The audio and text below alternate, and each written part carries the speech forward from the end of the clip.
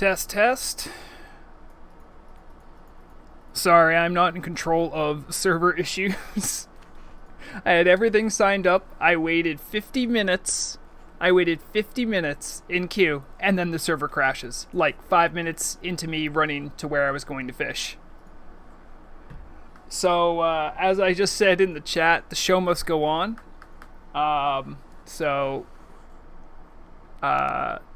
I was thinking of maybe streaming this on Wednesday as part of a Vrograg Explorers.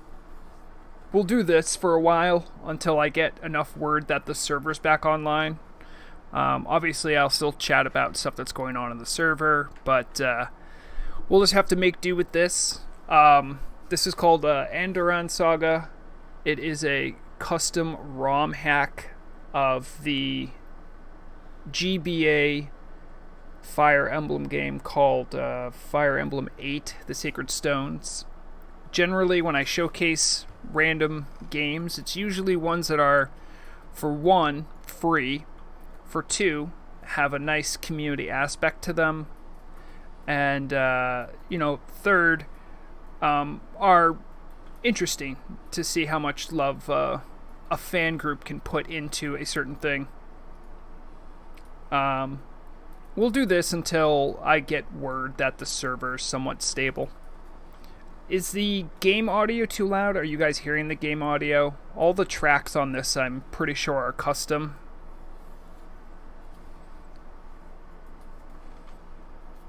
If no one's seen any Fire Emblem games, we're gonna jump in. We'll do a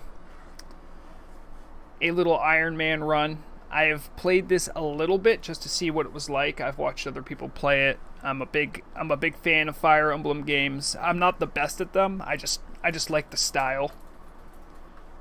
And also I had this one sort of like, you could say like, this one I was ready for. I had. Uh-oh. Okay, sorry, I had to silence myself. I realized I was going on another window. Okay. All right. So we'll jump into this once I. Hello? Oh, did I not? Did you not set up my? I have keybinds for this, but they're not Oh, they are working. Okay. I had numpad turned off. Yeah, but I'll still answer questions and stuff. Yeah, this is Caravan Saga. I'll show you guys what it's all about. I'm playing normal because I'm really not that good at Fire Emblem games. I don't know all the math that goes on behind it. Maybe it'll be your cup of tea, maybe it won't. If it is, I hope it is. Hopefully the aspect ratio works, as I think on stream it forced it to widescreen. I'm trying to look at the difference. Didn't look like it stretched it too bad.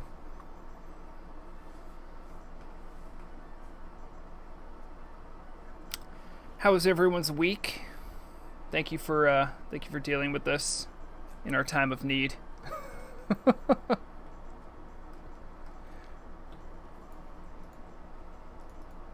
Okay, you can't hear the game sound? Okay, let me just try to adjust it a little bit. Thank you, Te.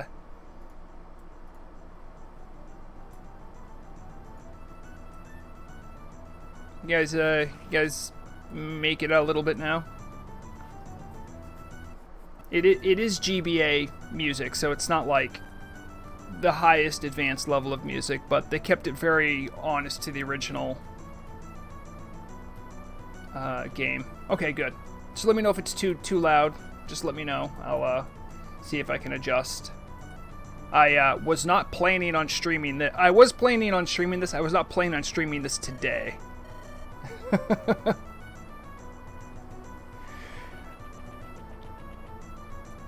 But if no one's ever played any Fire Emblem games, they were released in like the early 20-aughts. It's sort of like a golden age, some would say, for the Fire Emblem series. There's a lot of really great tools out in the community. I was not planning on reading all of these. But from what I remember, they actually have little guidance scenes here where you actually get like some story explanation. Okay, thank you, Vixam. Also, hello everyone. Sorry, we had a rough start. I'll see about getting started on actually logging on.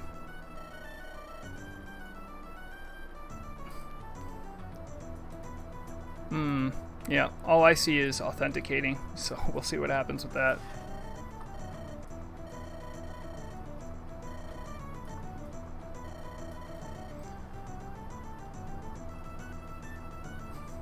Yeah, Skooma, same thing happened to me. I waited for 50 minutes. I was online. I got... Oh, no. I think I was on a Zeppelin. Oh, no. I'll spoil it now, by the way, for anyone who's on. I was planning on fishing at the lake outside of Undercity. If anyone knows... what's it called? Like near Brill, but outside of Undercity. That little island in there. I was going to go fishing there. So if you're on, you want to start working your way over there, do so. But, oh, wait a minute. There might be a chance. Hold on. Let me see if I can actually get in. All right, we'll put this on pause for right now. Is there a way to pause? Yes, pause. All right, it's paused. Beautiful. Oh, great. Now I'm back in Orgrimmar. Not ideal. Not ideal. Let me just see about this. All right. Probably don't need my threat add-on. Yay, we're back in the game, everyone. You don't have to watch a game you weren't expecting to watch. I'll take a look. Oh, there's only 3,500 people online. Easy. I am planning on fishing. Let's see. Here's Tirisfall. We're gonna go to Brightwater Lake, everyone. Brightwater Lake. We're gonna go out there and see what we can fish up. Game's back on. The game is back on, everyone. That was a very unfortunate timing. Oh, look, it's Snaggle Tusks from my guild. Hello, I'll wave. Gotta be nice. Snaggle Tusk is also Dewey. As Murug reminds me, who's sitting next to me. I know it's Dewey because Dewey likes wearing the what is that? That's the Goblin rocket helmet, I think. Yeah, they like that transmog. I respect it. It's a very distinguished look, I'd say. So everyone have a good week. Oh man, Yagnar just lucked out. Do you see Lagnart? He just logged back in. Did he just? Ooh, I wonder if he lived. It's too late. Anyone notice too? I have I have the dragon head and rend buff. We're gonna world buff kick the crap out of these fish. They don't even know what's coming. It's over for them. It's over. I did actually think about fishing here, this little beach area, but I didn't want to make it like overly difficult for Alliance to come by. I mean, to be fair, coming right outside of Undercity isn't exactly the most welcoming area, but I'm pretty sure Alliance can get here somewhat easily. I mean, if they can get the Scarlet Monastery, they should be able to get the Brightwater, right? They either have to come in through the bulwark right here, or they can come in through the water. I had a couple fun ideas too. I thought maybe at some point while we're fishing, we can actually take like a trek. We can just walk up this way, and check out the fishing over at Steep Cliff Port. Just have like a little caravan. I thought that might be fun. We'll see. We'll see how things go, though. We'll see how much you guys get me talking and how distracted I get. Nope. There's Ricky. Huh. I don't think I've met Ricky. Ricky has the cool Murloc T-Mog. No fall damage. Perfect. Oh, wait. You know what? If we're going to ride over, we should probably ride over in style, right? Should probably ride over in style. Show off to everyone my sweet mount. My Immortal Champions Drake. You can only get this if you were an Immortal, like when the server was like sub 2k people. Like a year plus ago now, at this point. You can't use it in cities because of this. As you start flapping around and bother people. Not many people like this.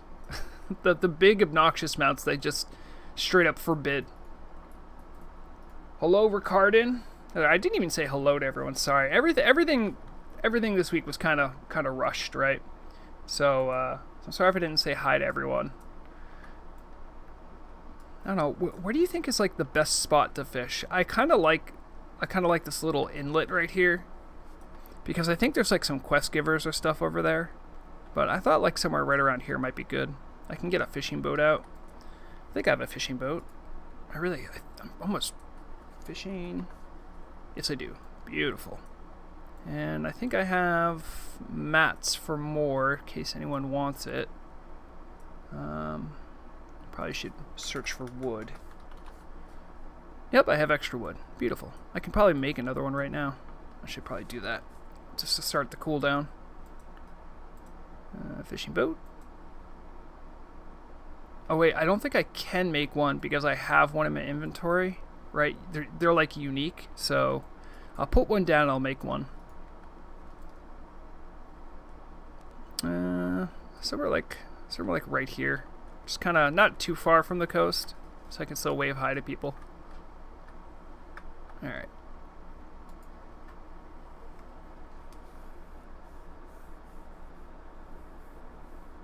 Yes. If anyone's listening to this, by the way, and hasn't noticed, the server is back up. Wow, look at that. We only got a small leak. We only have a small leak today, guys. Look at that. Oh, man. Professional fisherman Vrograg. Getting better every week. All right. We're going to turn on walk speed. All right.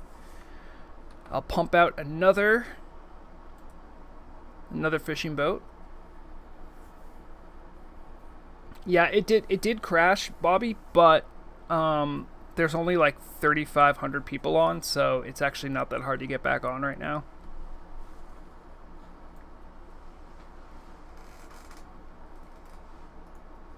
All right, we got another fishing boat. Beautiful. All right, and for anyone looking, here's where we're at. We're just on the south corner of Brightwater Lake, right here.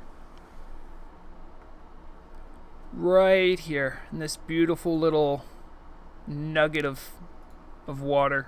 I have no idea what kind of fish we catch here, actually. We shall see. Oh, that's right. I don't even have my fishing bound to 1. There it is. Okay. There it is. And we begin. Ricardin, I don't know what level you are, but I'm pretty sure you can make it here. If you're like level 20-ish plus, you can make it. Also, if a warlock shows up, we can definitely finagle you coming here, if that's a problem. I try to spread out where I fish, you know. I try to go to all sorts of different spots in the world. Alright, so we started, what did we get? We got these, what was that? That was a, alright, so yeah, it's very low level fishing too. For anyone who is low level, this is the one. Oh, you know what? I was so confused with the server problem. I have to update my thing on the Discord to say I'm actually streaming. I'm probably going to miss this cast. Rip. Alright. Live. Okay. What do you guys think? Live now? Live now in Bright water lake. Come on by. There we go. Beautiful.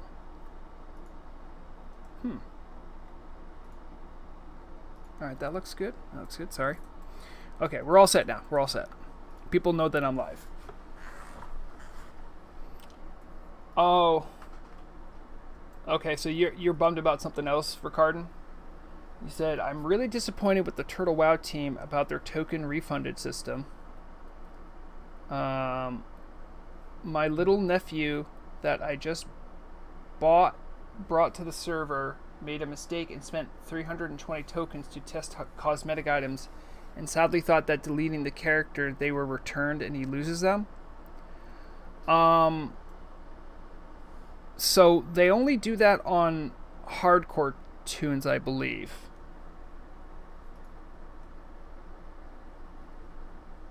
Yeah.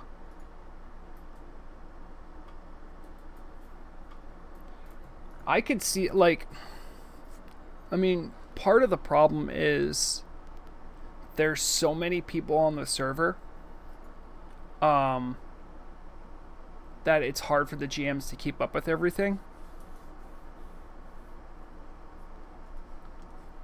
So that might have been why, they just see something that doesn't follow the rules exactly, and they're just like, I'm out. Like, sorry, can't fix it. But I don't honestly know. I do know that hardcore tunes that die get their tokens refunded automatically. At least that's the way it used to work. That's how, like, they suggest if you'd like to test stuff out. But if you just have a character and you delete them, I think it's different for the GMs, or I think that works some other way. I'm not positive, honestly, but my recollection is that it's automatically done for hardcore tunes.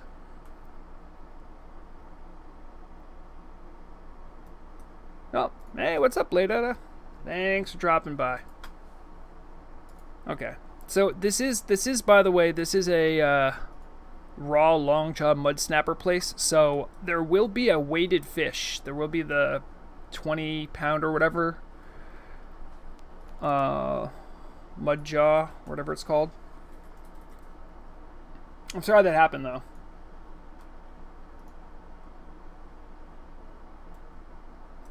Oh, we have a Hidiot. Hidiot's coming by. Hello, Hidiot. A lot of Blackwing Guard people coming out. Look at this. We got Kiandros, Hidiot, Bladetta. I don't. Hidiot, are you an alt I should know?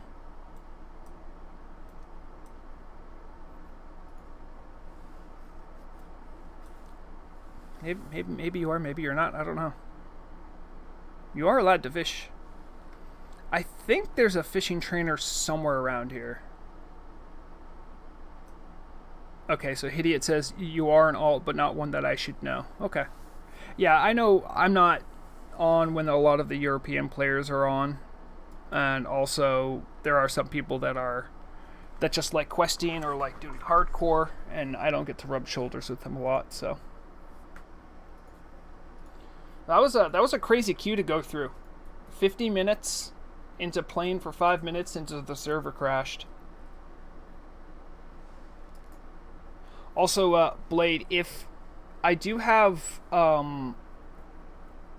ultra low latency on, so if you think you're behind, just refresh. It should catch you up.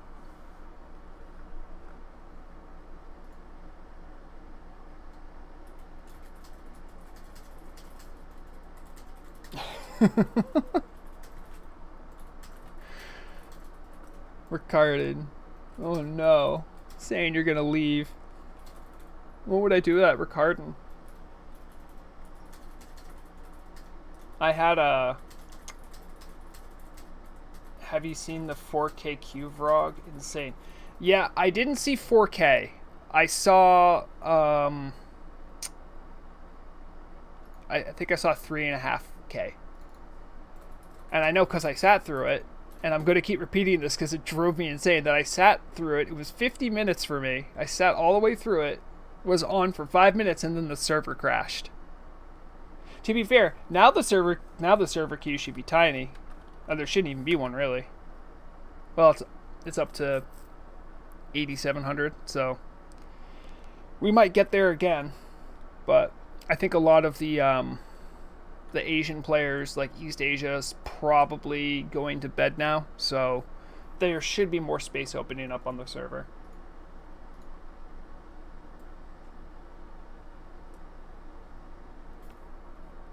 I'm sorry if I scared anyone thinking we're just going to do Fire Emblem today. I didn't know what the situation was with the server, but listen, I had that ready to go. I have a cocked and ready. Look at this. I have a cocked and ready. Oh wait, now it's saying looking for game to capture. Okay, I don't know what that looks like for everyone. Is it not here? Wait, hold on. Wait. See? I can threaten you at any time. If any of you misbehave, we'll go back to Fire Emblem.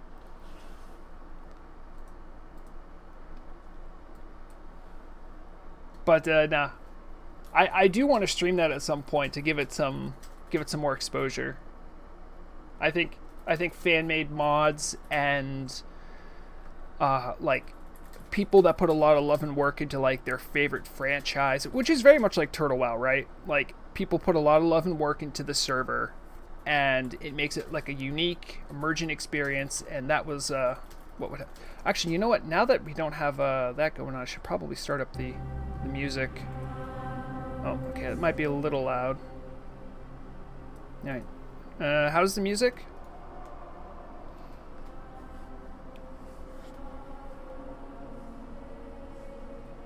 Let me know if it's loud. It's loud for me, but that's because it's going through my headset.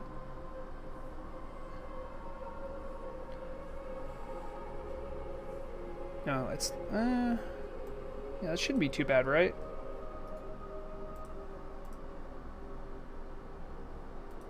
Also, by the way, Ricardin, I want you to know that I think Murog's on the case. I see her looking at the rules right now.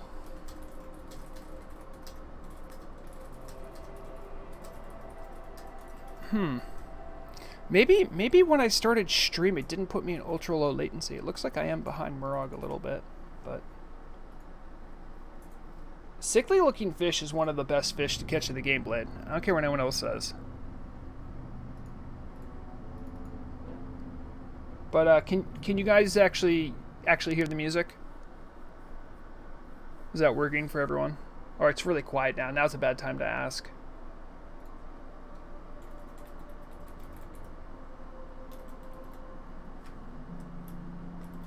Yeah, I think you should be able to hear it now. It should be really light right now, though. Yes, exactly, Blade. That I just like the ambience. Also, this speaking of music, right? So if anyone was here last week for the stream, I put on a track. I gave the creator a shout out. It was like lo-fi vanilla WoW tracks, essentially. It was a pretty chill thing, right? And when I finished streaming, I looked at it and it said like it was like revenue shared or something, and I'm like, what? Apparently, even though it says feel free to stream it, it's also like a copyright trap. So it's meant to like if you use it, they can just get it on any monetization you use on your channel. Oh my god, that's cute. That's cute.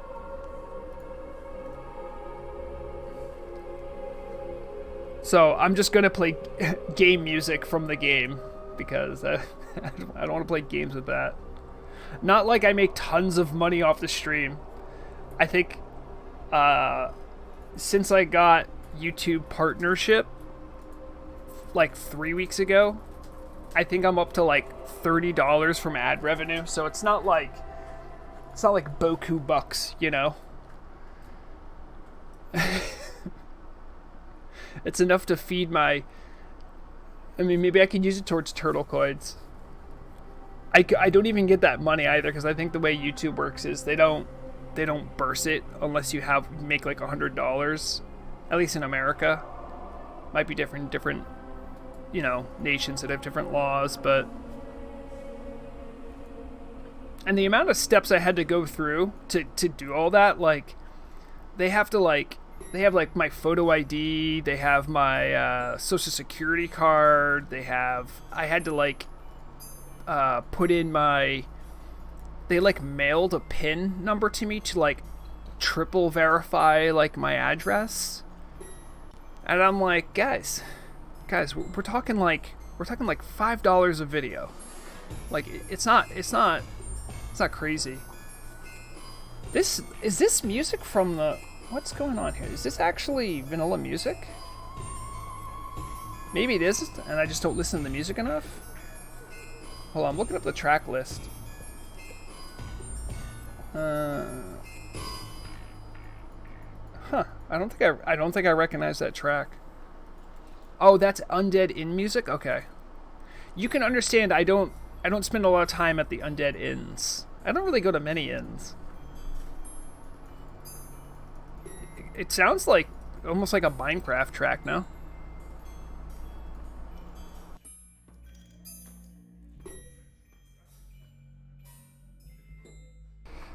Yeah, exactly. Yes, it is like surprise gnome music.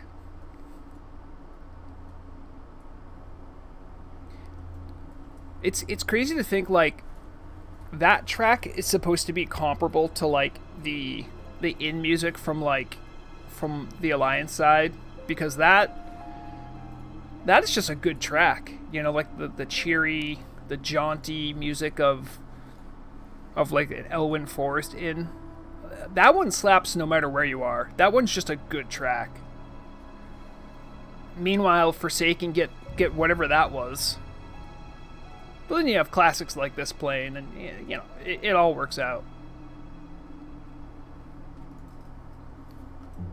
Oh, thank goodness we have Hidiot holding down one end of the boat so we can all fish off the back.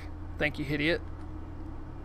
For anyone who's joining now, over here, we're in Brightwater Lake.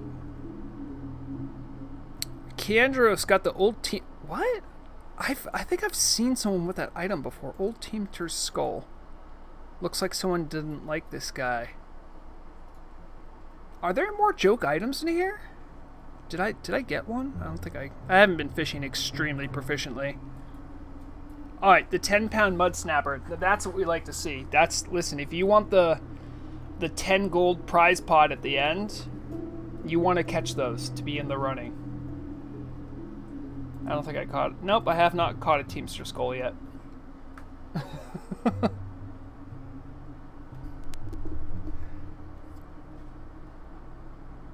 There's a helm you can fish up from Undercity Sewer, I think.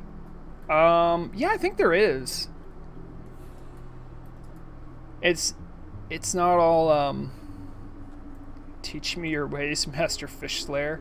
I don't really have ways. Here's my secret. My secret is I learned to enunciate into my mic. I read the patch notes anytime I think, when I look into them. If it looks like there's more of a story, then I write down that story. That's how, and then I tell that story. Everything else is just video editing. I'm not saying it's easy, but once you learn it, it's not hard. That is my way. Also, I like RP a little bit. Look at Bladetta. Bladetta does not look like a fisherman. And that's fine. You can fish as whatever you want here. I'm not calling Bladetta out for not being a fisherman. But learning the subtle craft of having too many outfits, that's the real secret. I have this, I have a tuxedo. I have another set for my deep RP, which is that Vrograg had a what is it, like had some sort of experience. There's a short story floating around that I put out in like February, I think, of the origins of Rond Greenhand. And I have a Rond Greenhand set.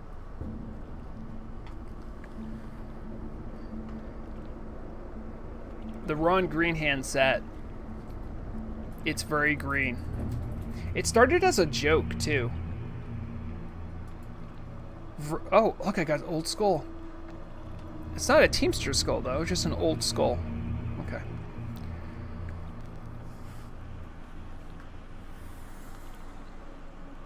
Huh. Sorry, I was just looking at World Chat, too. And I see... Interesting. I see Cherry Pie, one of the GMs, saying, as a reminder, World Chat is English only. But I don't see many... oh, you know what it is? I think when messages are posted in Chinese, we don't get to see them. Because they don't have the... Like, the client doesn't support the characters. So maybe Cherry's seeing a bunch of those. And has the client add-ons to see, like, Mandarin or whatever. I don't know. But I like Cherry a lot. I've bumped into Cherry. Cherry's been helpful in, like, me derping around with my little GM tune I do have. It's just a media account that I record with, so... But even though all it can do is be invisible and fly around and teleport places, it's still, like, a lot you don't know how to do. So Cherry and another GM who much more prefers privacy also helped me learn all the commands and everything. Oh, hello, sinners. Hello. Welcome to the boat. Welcome to the... Wow, what are those? Those are really cool. Hold on. I can't inspect you. Hey, sinners, if you can hear me, can you link whatever those armbands are? Those are really cool. I've never seen those. If I click you and do inspect, I don't think it'll let me inspect you unless we're in a group together, right? Yeah. Oh, I can try inviting you. Are you hardcore? Oh, it's Glademender robe part. Oh, okay, so let me see. Well, that's the Glademender robe. Oh, wow, look at that. So the Glademender robes, that's what the male version looks like?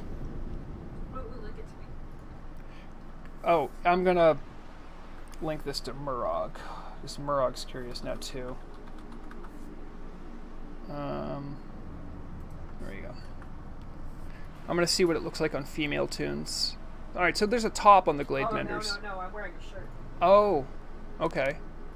Is it a topless robe? Okay, so what it looks like, so on female tune or feminine tunes, like these armbands kind of line up with their breasts and it just goes straight across with like more of that. So the robes are like more a skirt with what passes as these little feather things. I really like that look. I think my shaman had that when I was leveling her up. She did, that comes from Crescent Grove. Yeah, it's a good look. I really like the little feather. Some of the custom gear they have looks fantastic, right? I know people have asked before. I'll show it off now. Sorry about the Kodo, guys. It's a captain's? No. It's the admiral's? Yeah, the admiral's jacket, right. This thing right here. So this... Oh, jeez. Oh, jeez, so many Kodos. Oh, no. I do my part. So if I put this on, this is one piece of gear. Okay? So if you're looking at my character, this is one piece of gear. It has pants, boots, it changes all of that. And this is the jacket of the Scarlet Admiral, something that is really useful if you're starting your rogue tanking journey. Rest in peace, rogue tanking. I put that back on, you can see like my paint. Oh, actually, it doesn't change your boots, but I'm pretty sure if I take off my boots and put on this. Oh, I thought I had boots with it. Maybe not. I digress. But a lot of the custom gear that does chest slots adds a lot more than just the chest slot, just like the Glade Mender robe does. So, Tripper, sorry. This location, I just seen this message now. Brightwater Lake. This is just north of Undercity. I'm pretty sure if you're Alliance and you want to get in, you can come in through like the Alterac region, and then you can swim through the water here, and then and you don't want to go right to Undercity. that's not wise. You don't want to go into Undercity. That lake will bring you right here, and you can just pop out here and just walk up. There's like one patrol, but it's like level 10, I think. So, you know, there might be another way from over this direction, but I don't know. All I know is that I try to switch up fishing spots every now and then. And for once, you know, I feel like the Forsaken, they deserve their own time. They deserve their own fishing day, fishing week, you know?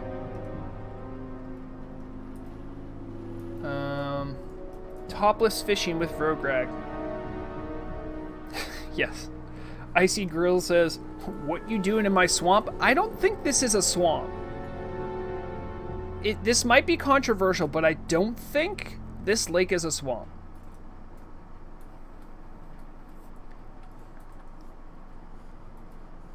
Idiot says, Forsaken are pretty cool, sadly no druids.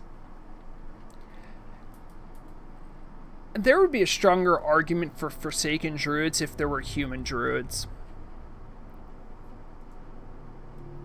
Swamp of Sorrows next week confirmed. I'm not against the idea. I like there is one big problem, okay?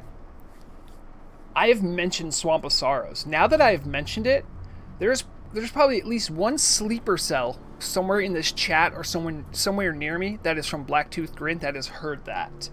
And what that means is there's a strong likelihood of some deep RP trolls and orcs who are going to roll up and start killing Alliance. And they're not going to do it in like the campy, crappy way that most players do. Like, they're going to roleplay the whole thing and they're going to kill you.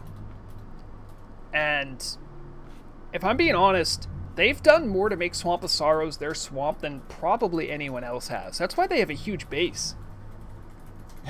Yep, Murr's got it right. There will be pinkies in the swamp. They do not like pinkies in the swamp. That's true. You know what? Maybe I should just tell them that they should go swim. Cancel the swamp. No, I won't cancel it. I'll just tell everyone to go fishing in Swamp of Sorrows. I'll tell Blacktooth Grin to be prepared. That wouldn't be nice. As a journalist, I try to remain neutral. Sadly, they don't have, I think when we first joined the server, they had diplomatic papers, right? Yeah. They got rid of them in Mysteries of Azeroth. So when Mysteries of Azeroth came out, the diplomatic papers went away. But you would need diplomatic papers in order to like team up with members of the opposite faction. But a lot of people with their RP still have that. Like, I have my diplomatic papers, like I can be in your city, you know, XYZ. I don't think the diplomatic papers ever It wasn't ever an item. It was just you talked to a guy. Oh, okay.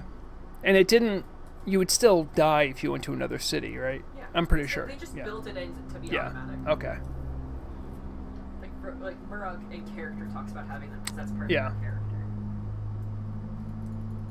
Alright, I have one old skull and two sickly looking fish. I don't I thought the fishing would... You got mana potions? Nice, nice. There's a lot of crud in here.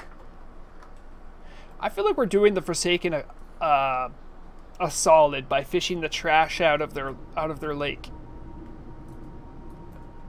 They can thank us later. You want to be on their good side. Because I think a lot of them have anger issues.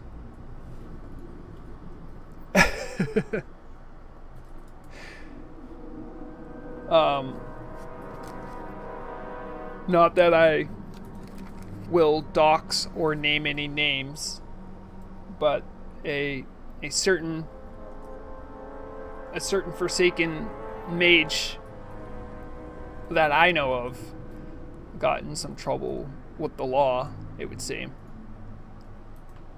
I hope they have a speedy recovery back to the game.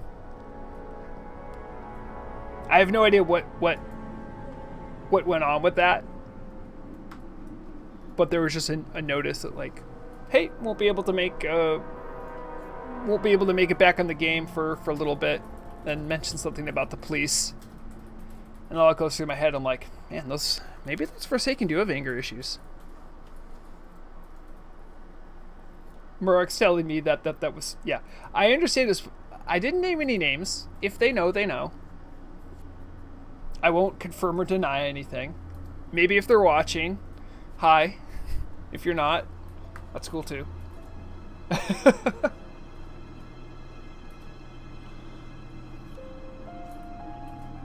But sadly, real life does get in the way of playing WoW. I think we've all had that experience before. Whether it's family stuff or the law, you never know.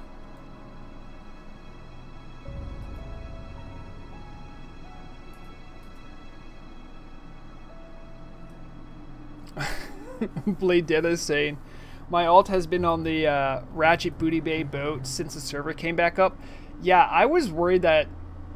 Actually, no, Vrograg was on the Zep when I logged back on.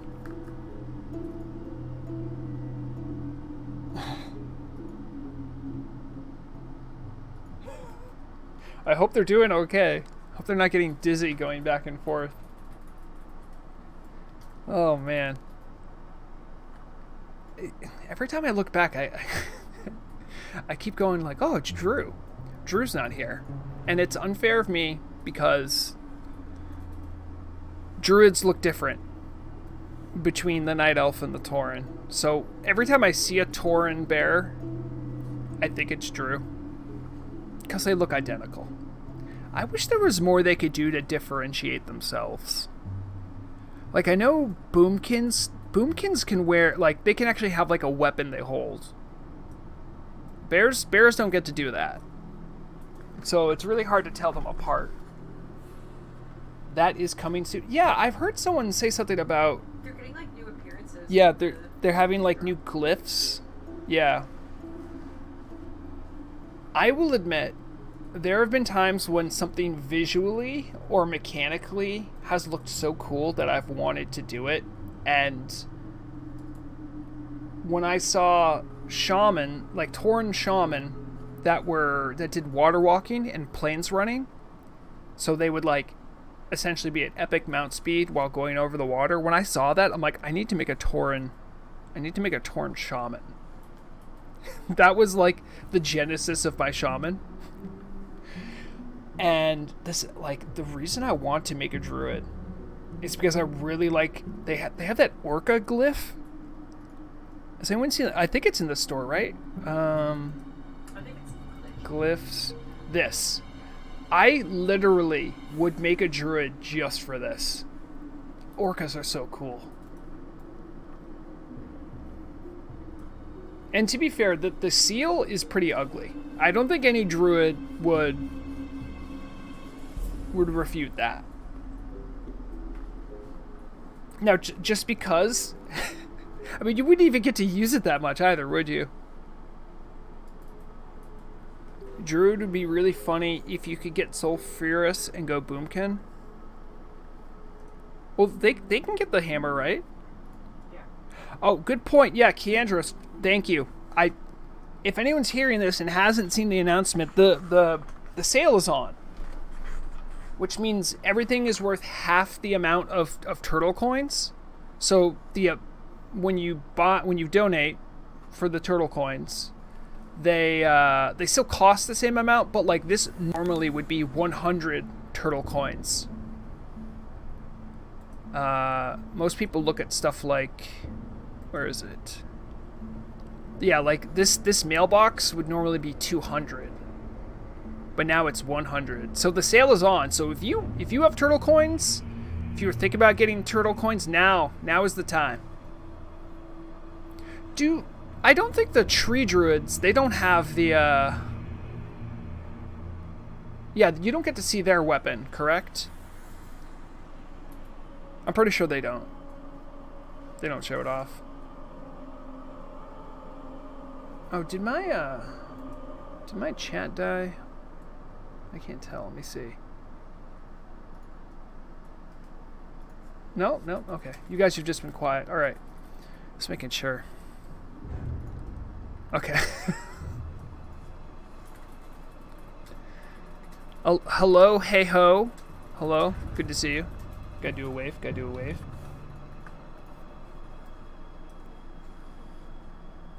Hey ho, I got to admit the summer shoulders do look really good with your tune. I like your outfit. I like what you got going on.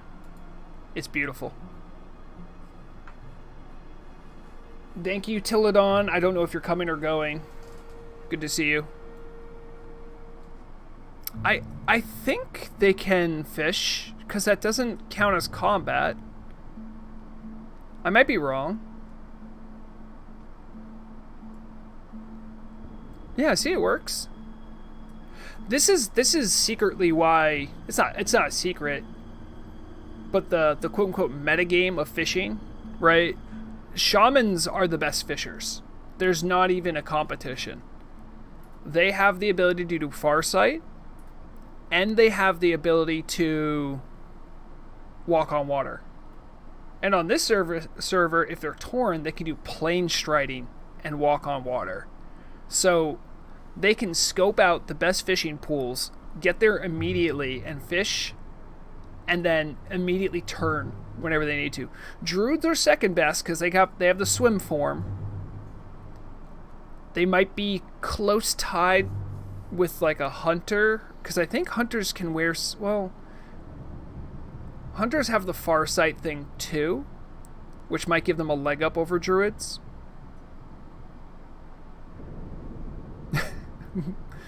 Yeah, if anyone wants, as Bladetta said, a boat with hookers and blackjack, you can try that boat over there. Oh, Sinners. Oh, you have the cute little Murloc look. I like the Murlocs. There's still someone who pops in periodically into my YouTube comments to ask about when there's going to be a Murloc playable race. And I love that person.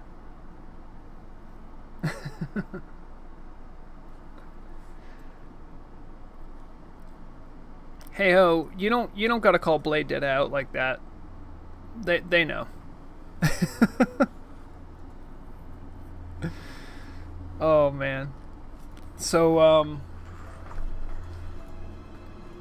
do you guys want to hear about my experience researching into the Guild House drama? Or are you guys all tired of it too, like I am? If anyone doesn't know what I'm talking about, there was an initial announcement made, I want to say Monday? Yeah, it was on Monday. The initial announcement that went out had a thread on the forum that actually, it didn't just get locked, it didn't just get edited, it got nuked. And then there was another announcement that came out after, which has now since then been locked. Yeah. So, I had a lot of people. You have to remember when this came out too. So the announcement came out like pretty much when I'm 2/3 of the way done my script for the Tuesday episode. As I do most of my script writing Monday, and then I have release day is on.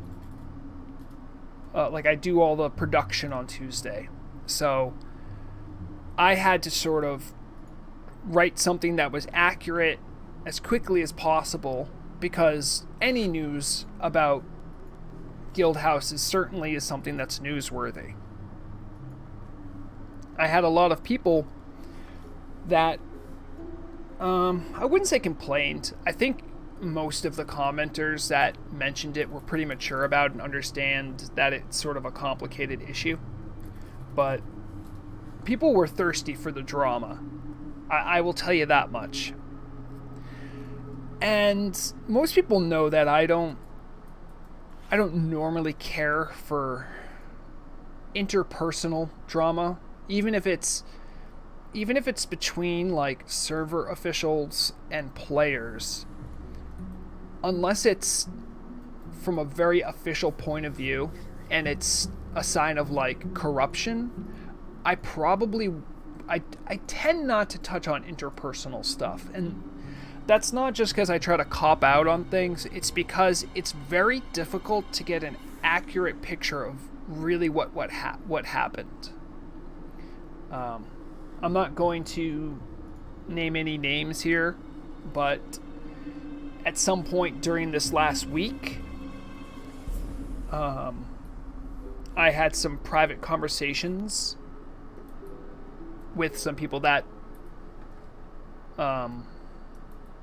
leaked some of the internal discussions about how all of that went down with the guild house, the initial guild house announcement. And, you know, I do what I'm supposed to do as a reporter. I looked into that because the implication was that there was a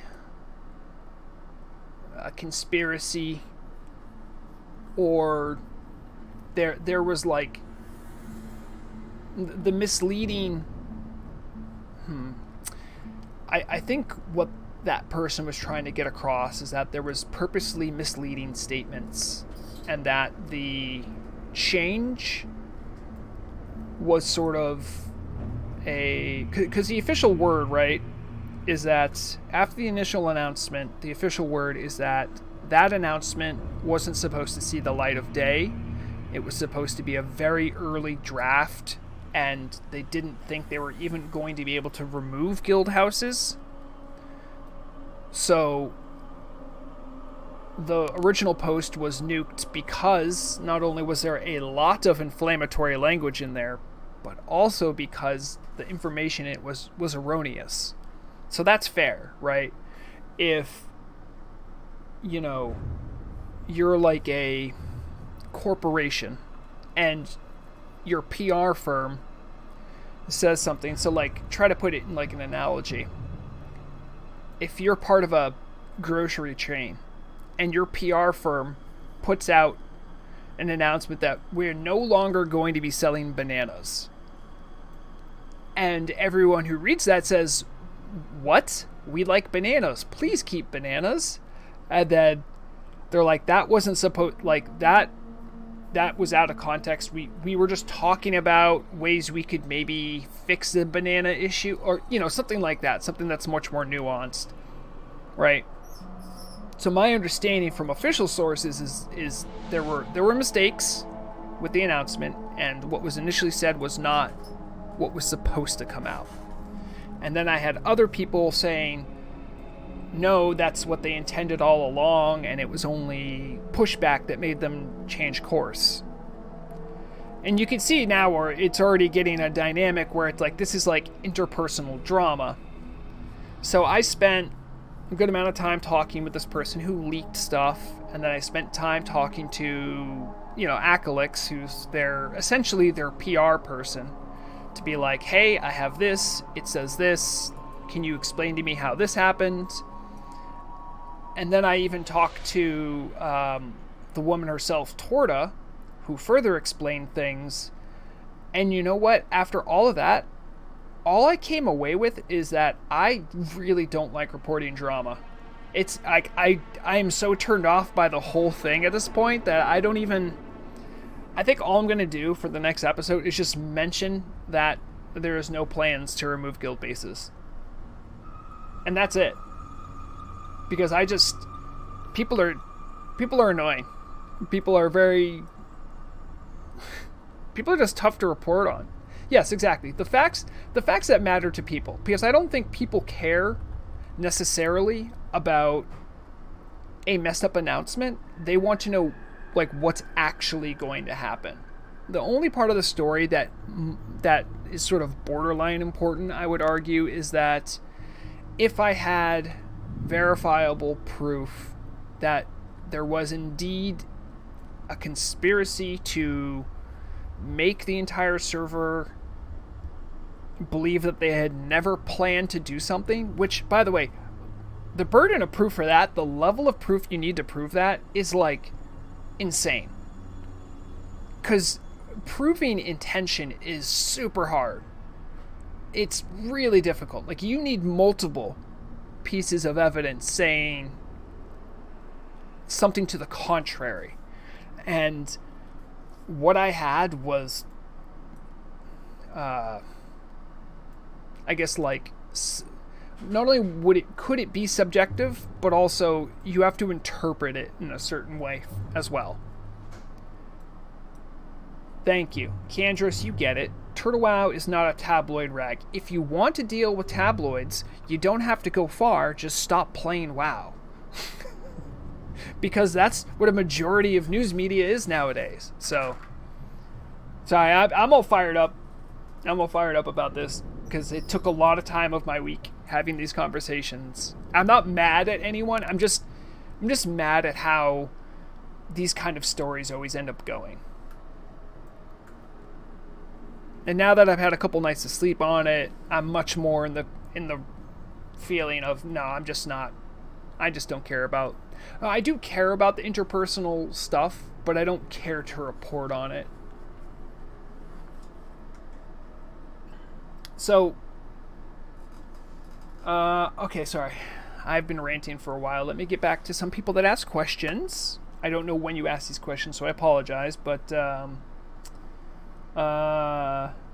Icy Grills asked, any word on when they are opening the Chinese server so our server can become stable again? So, yeah, if you've watched my news program, when I first, I want to say the last time, the episode that has the rocket ship on it, I think that was the episode where I talked about the actual release date of the Chinese language realm. They didn't give a date, but there's a due date. And according to official sources, it's supposed to be released by the end of quarter 3. And for anyone who doesn't know, when we talk about quarter 1, 2, 3, or 4, we're following the fiscal calendar, and the end of the fiscal calendar, the quarter 3 of the fiscal calendar is September. So it should be done by the end of September. That is the most official last word I've heard about it. Now, there is caveats with that announcement. If I remember correctly, that announcement also came with, unless there are any major developmental hurdles. I don't know if there's been major developmental hurdles. I don't know what would constitute that, but I would say that making a new realm in a completely different language does take time. I think we'd all agree on that. It's not a matter of copy-pasting vanilla WoW, right? We know that because, for instance, this isn't in vanilla WoW. All of this stuff needs to get translated. Every single quest here needs to get translated. You know what I mean? Like, that's the kind of work they have to do. Meanwhile, they also need to be training their administration staff and GM staff because they have other things involved in that project. Like, and I can talk about this a little bit if you guys are interested, but there's definitely different cultural perspectives on how WoW should be played. And that also, like, Turtle WoW wants to stick to their guns with how they believe things with RMT should be done, which is to say not at all. And if I remember correctly, Chinese players are accustomed to, and many Chinese players are accustomed to, and many Chinese players prefer instant travel. So, like, if you go to a flight master and you click on, oh, I'm going from Orgrimmar to Silithus, when you click that, many Chinese players are accustomed to getting instantly teleported there rather than having to wait for the flight. So I know those are two things that matter to some players. That being said, there's also a good population of players that do not like that, who also speak Chinese and came to Turtle WoW as an escape from that. So that's a whole debacle that needs to be worked out, and they need to train GMs and administration staff around that, where there could already be a language barrier. That's a lot of work to do in, like, when did they announce it? Like, essentially 2.5 months. So my honest feeling about the end of Q3 is that it is an optimistic goal. I think they can meet it, and I think there is a lot of pressure for them to meet it. So hopefully it'll work out. I hope that explains a lot of what I'm saying here. Tilladon Blackwing says, I love the guild house idea they have, but I do agree that it should be an instance area in the major cities. That's, I hadn't thought of that. Being in the major cities, that would be helpful, because so we're not talking about demolishing guild bases and leaving nothing there. That's off the table. But a lot of what has been talked about has been allowing new, because, like, if I do server info right now, there's 9,400 people on.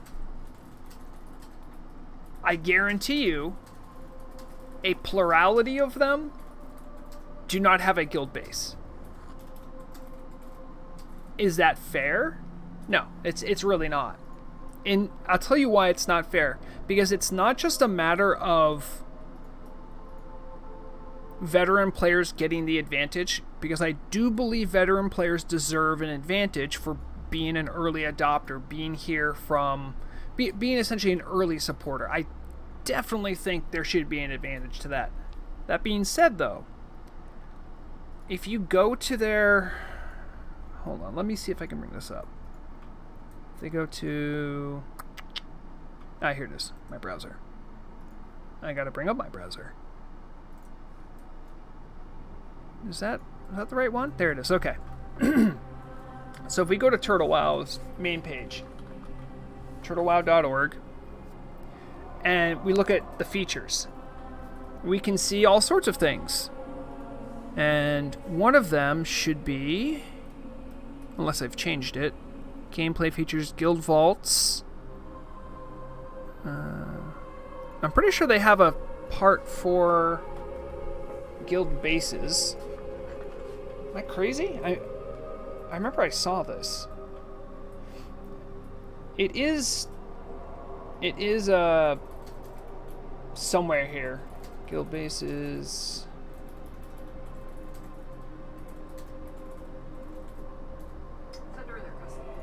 It's where? It's under custom? They have their features, like their features. Yeah, okay. Huh. Maybe they did change it. Our features. Murag's trying to look for it too. I swear there's something on here about guild bases. No, she's looking at the same stuff I'm looking at now. Player versus player. No. There is. Unless they took it down just recently. Yeah. Well, they have the guild vaults up. Anyway, as of recently, anyway, they may have taken it down. But up until recently, they did have advertisements about this. So, if you are looking at their webpage and trying to figure out, hey, this is cool, they have guild bases, I would like to participate in that. And you sign up, and you start playing, and it's not there, that's a switcheroo. That's not cool. They also still advertise. Oh, they still advertise stuff? As RP stuff that isn't. Yeah. Doesn't have Oh, yeah. Sorry, Murag's sharing with me some other funny old deprecated stuff that needs to be removed that's still on the thing. So, I think it's fair to say players deserve a fair shake at having a guild base. Now, how they roll that out, I think there's lots of different ways. Probably one of the best ideas I did see was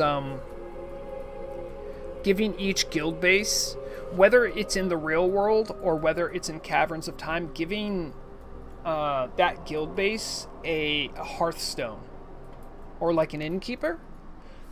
The people that are involved in the RP community, they really care about making that place their home. So if they have a lower level character, they want to be able to like just go there, because imagine, I mean, not that, for instance, I don't think Tepsi does a terrible amount of RP, but I think their base it's somewhere in Winter Spring. If you want to like do something RP with some of these base locations, it might be very difficult to get to. And think of how some people that want to join the fishing chat, and I'll be like in Ashara fishing, and people are like, I don't think I can make it out to Ashara, you know. But this isn't really an RP event either, but I think those people. The Terrible Puddle says Tepsi's and Hinterlands. I thought they were Winter Spring. Or are they on the border? The Terrible Puddle says. Sorry, they're in Hinterlands. Yeah. Heiho's talking about how they're scattered around the world. They are really cool. It is really fun to stumble upon them. Probably my favorite one that I stumbled on was it was in Fralis, right? This one. So I came down from Desolus one time, and one of the Twin Colossi is Traveler's Base. I remember, like, I wasn't doing any. I was just like walking around looking at stuff. I think I was meant to be going over to Diarmov or something, and I had some extra time, so I remember I looked up and I saw like one of these places had like a Zeppelin at the top, and I'm like, what? It is really fun to find those. And of course, if anyone does Swamp of Sorrows, you'll bump into Blacktooth Grin's base. That one's not hard to find.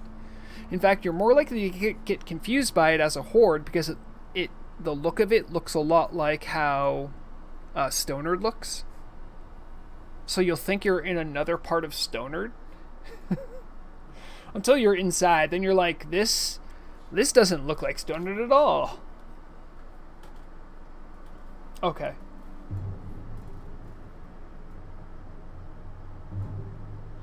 Yeah, so Tilladon was saying it was like you needed to be on a guild for 6 months and then you can get on a list. Yes, exactly. That was how it used to work. You needed to have like an active-ish guild, and then you would get on a list.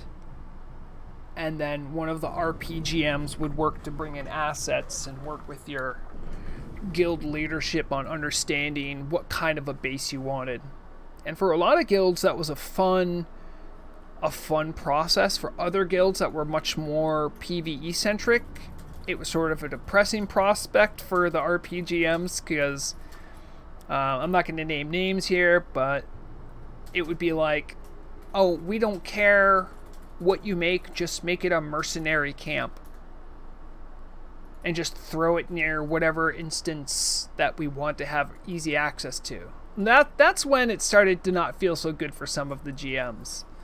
You know, they do so much work to make the world feel bright and alive, and could you imagine if they still like honored all of the guild base? Like someplace like Silithus would just have like, I don't know, above Bronzebeard encampment there'd be like 16 little tents with a bunch of people that are like, oh, this is, yeah, we're a bunch of mercenaries going to hunt stuff in Silithus, I swear, that's our lore. Like,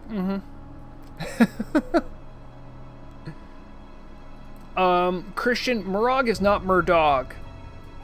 I only know Murdog because occasionally they will come into my comments to say the deadliest weapon is my axe, and I know Murog would never say that.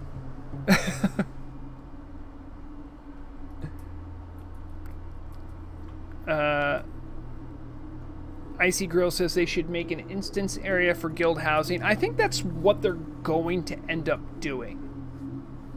But they want to... The guilds that have history here and the guilds that do RP here are going to want to keep their spaces, because if you think about... Oh my... Wow, this is quite a camp we got going. Look at that. I'm gonna miss when these aren't solid anymore. There was a... Now, if I recall correctly,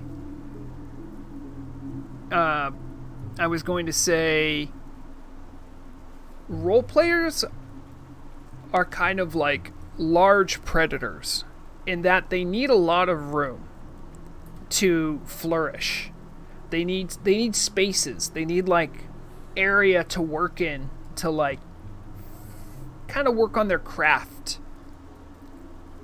You can't stick them all in one spot and say have fun. They just don't work that way. So the spaces that exist for them now, they will defend tooth and nail. They will. And I completely understand that. A lot of people think that PvE players can get toxic and over-involved. A lot of people say the same thing about PvP. You're all wrong.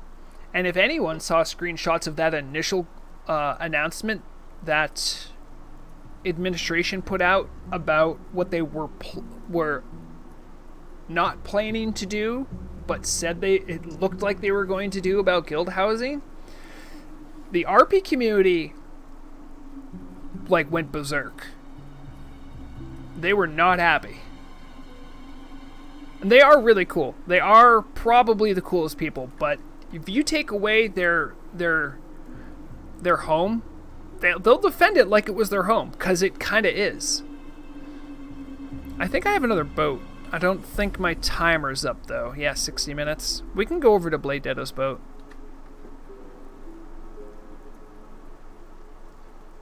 I do want to characterize one drama-related thing that happened while I was talking to Acalix, who handled the initial announcement about guild housing.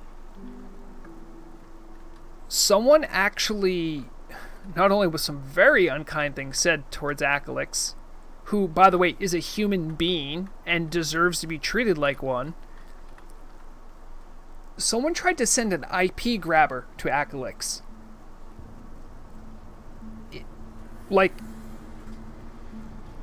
This mattered so much to some people who were so immature that they actually tried to dox our community manager.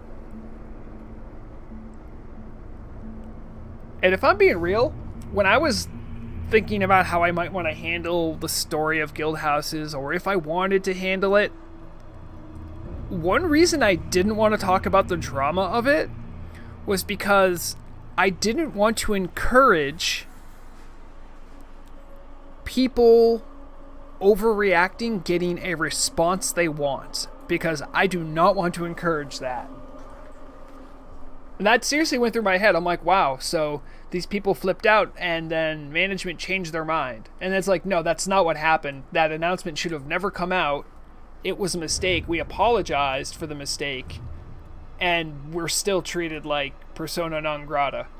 Meanwhile, the Turtle Out team has like a million things they're dealing with. And then they have to put out this fire. Yeah, anyone trying to get up, you can usually find like a lip on the rudder of the boat. There's like a lip over here you can get if you jump around enough. Tilladon says, geez, really? Why? That is how you... Exactly. That is how you get stuff taken away. I'm not going to bring up any quotes, but I do know some members of management were so dismayed by some people in the community's reaction to what they're calling the initial erroneous post that they actually lost faith in some members of the RP community. So it was pretty bad. But you can see why it's very drama laden. And it's one of the reasons I don't want to cover it. Because people were upset. People were acting emotional. As Murog would tell me in real life, they were not using their wise mind.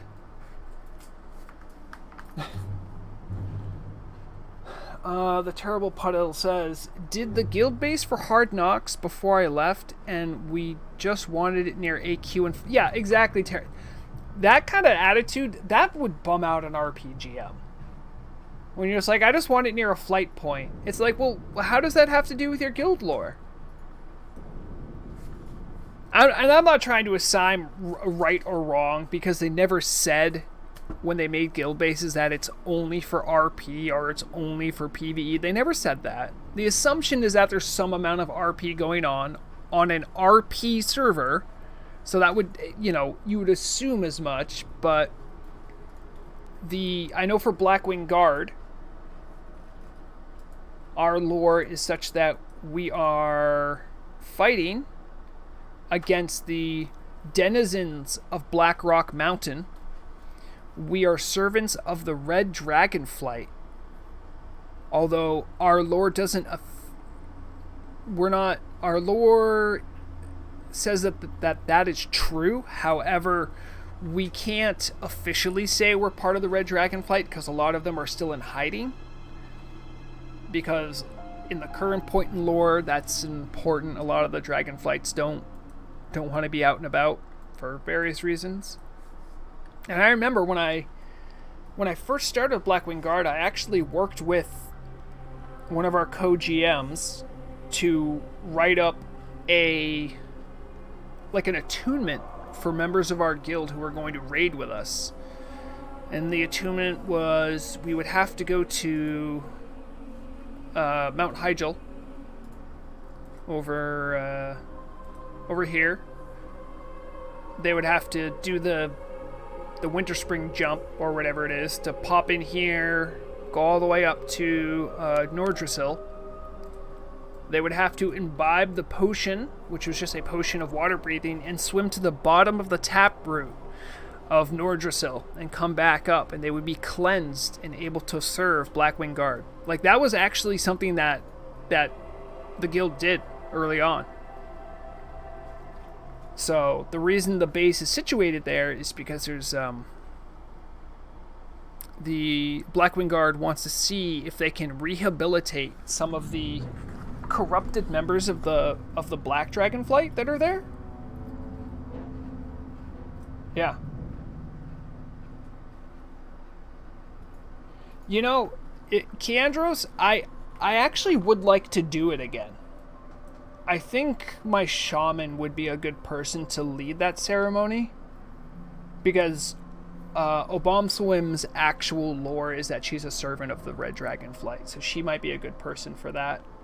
Also, I could just grab some fish scales and give people water breathing, so they wouldn't even have to bring the potion. We did have Fimsy there to do it. Oh, Fimsy was there? Yeah, Fimsy Yeah. summoned us. I remember. Water breathing. Oh, I thought people jumped there though. Well, someone had to, right? Yeah. Fimsy and Tank and Kalea jumped there and then summoned the rest of us.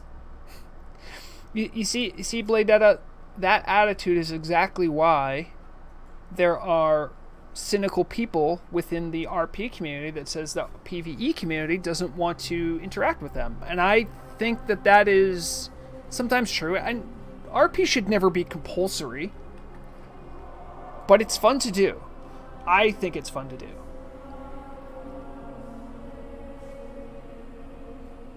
Hidiot says, if you're ever planning on doing that as an event, I'd love to participate on that super secret main character.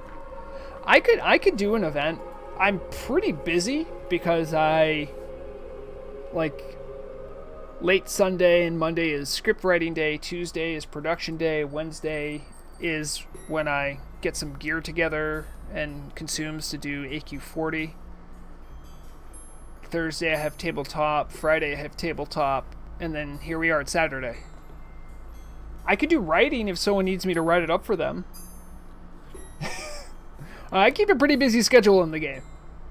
And next weekend I have a festival I'm working at. So I won't even be able to stream next weekend. But it's a good time. Especially for RP newbies. And just in general, just to try to get like a feel of like the old lore of the guild. I'm sorry, this is all off of, I think, someone saying they just wanted their guild based near AQ and a flight point.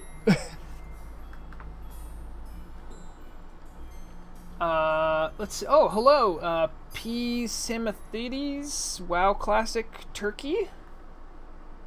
I'm so new around here and loving. Looks like I missed to be lost on Vanilla plus even. Whatever comes to your mind, what you want to tell me or do to newbies.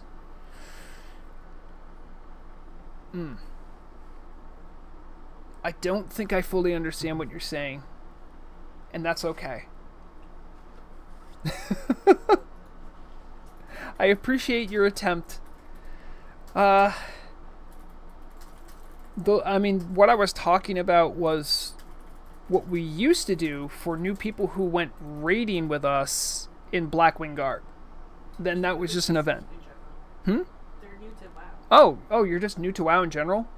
Yeah, Turtle WoW's a good place to start. It's a good place to start. There's some technical hiccups you got to get over that more veteran players are going to know about. Especially, oh, hey, clear out your WDB. Like, that might seem simple to most people, but it's actually a little tricky, even for more veteran players who don't even know there's a WDB. Alright. We just finished Vanilla Tirisfal Glades Music and Ambience. We're going to put back on... Is this just the same track? I don't want to play the same one again. Oh, you know what? You know what might fit the mood? What if we do... Hollow Knight soundtrack for music? That fits the vibe, right? Hollow Knight full original soundtrack. Complete edition includes all DLC music plus extra tracks. I think that's I don't want to get flagged for anything, okay? I just want to play the... Okay. Any Hollow Knight enjoyers here? I feel like Hollow Knight could take place underneath Undercity.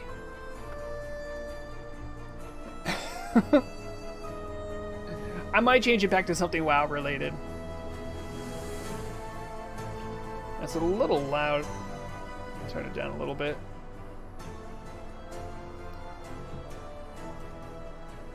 I keep forgetting that loud for you isn't loud for me. Tell me if you can or cannot hear it. Bladetto, what is Grizzly Hills? I've never been there. Have you?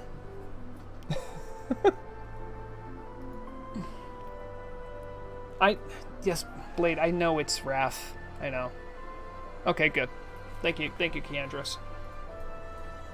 I will say probably the reason people like Grizzly Hills, both the music and the zone so much, is because it's one of the best constructed zones in all of WoW. I don't think that's a controversial statement to make. It's very thematic. It's picturesque. It's got everything going on for it. It is a good zone. Absolutely.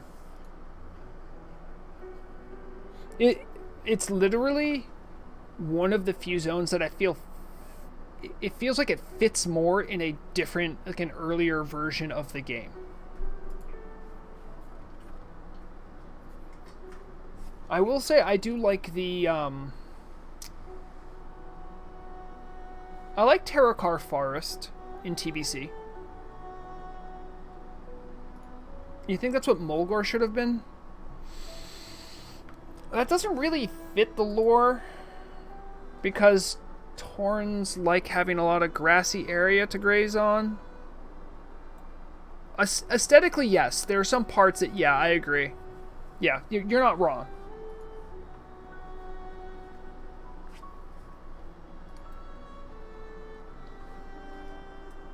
You see, like, look, Hollow Knight music's good. And I feel like it's very thematic with what is like Undercity's right here.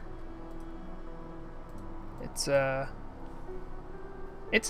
bop. Also, if you haven't played Hollow Knight and appreciate 2D platformers, it's probably the best one of the last decade. There's other contenders in there too, but it was the favorite one that I played, at least. I have not played Ori. I played Blind Forest. I like Celeste. I've played that a little bit. I wanted to give that one more time, but I think I got busy with something.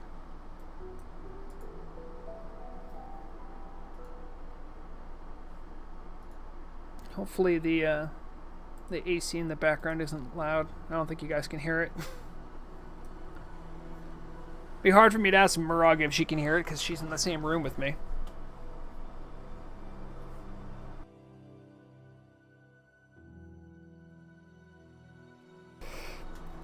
Oh, I see. Of course I know exactly how crazy Baldur's Gate 3 is.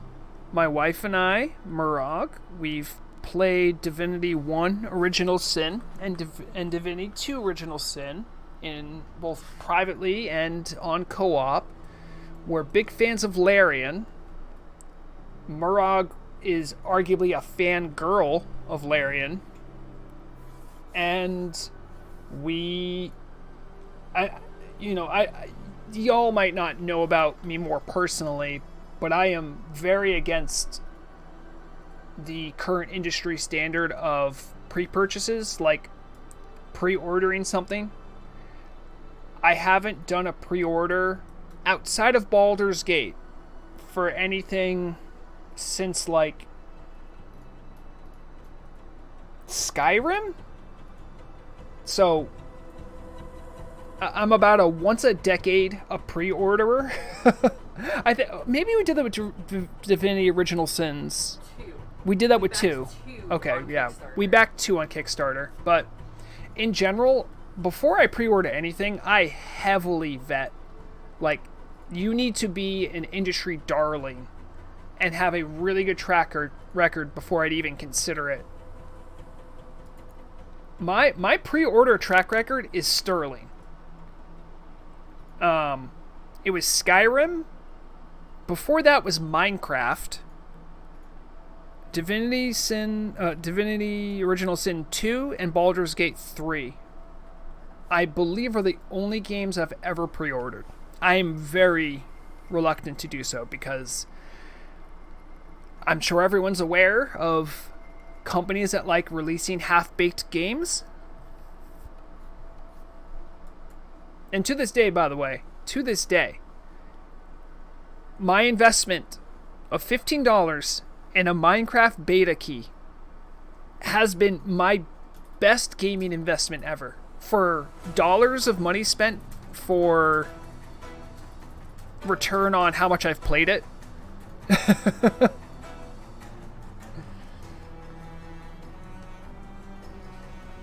terrible. Putta says, but horse armor. I mean, and when I say pre-ordered, I mean, when I say that, I mean I literally went to a box and mortar store, I think, and had it on pre-order there. Oh, you know what? I can throw one other one into the ring too.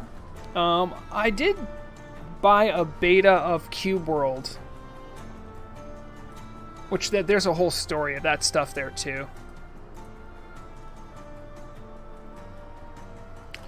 I do miss box games, but the thing I miss about them more than just the physical copy is much like how I would hear my parents talk about how much they enjoyed having vinyl because they would have these big sleeve inserts with like a bunch of cool artwork.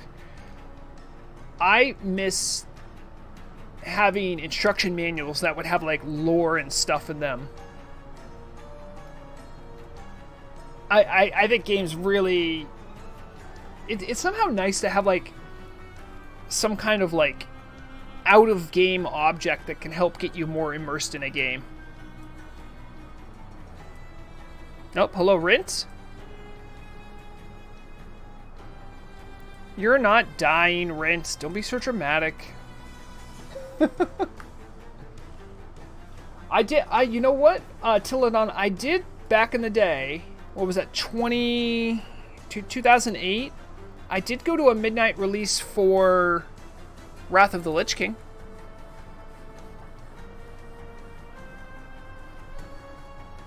That was wild. I went there with my brother. Back then, I was running Ubuntu on my computer, and I took 5 hours that night to figure out how to get Wrath working on my Wine emulator. If there's any other Linux fans in the chat. Ever since then, I swore up using Linux for WoW. But Linux gaming has come a long way since then.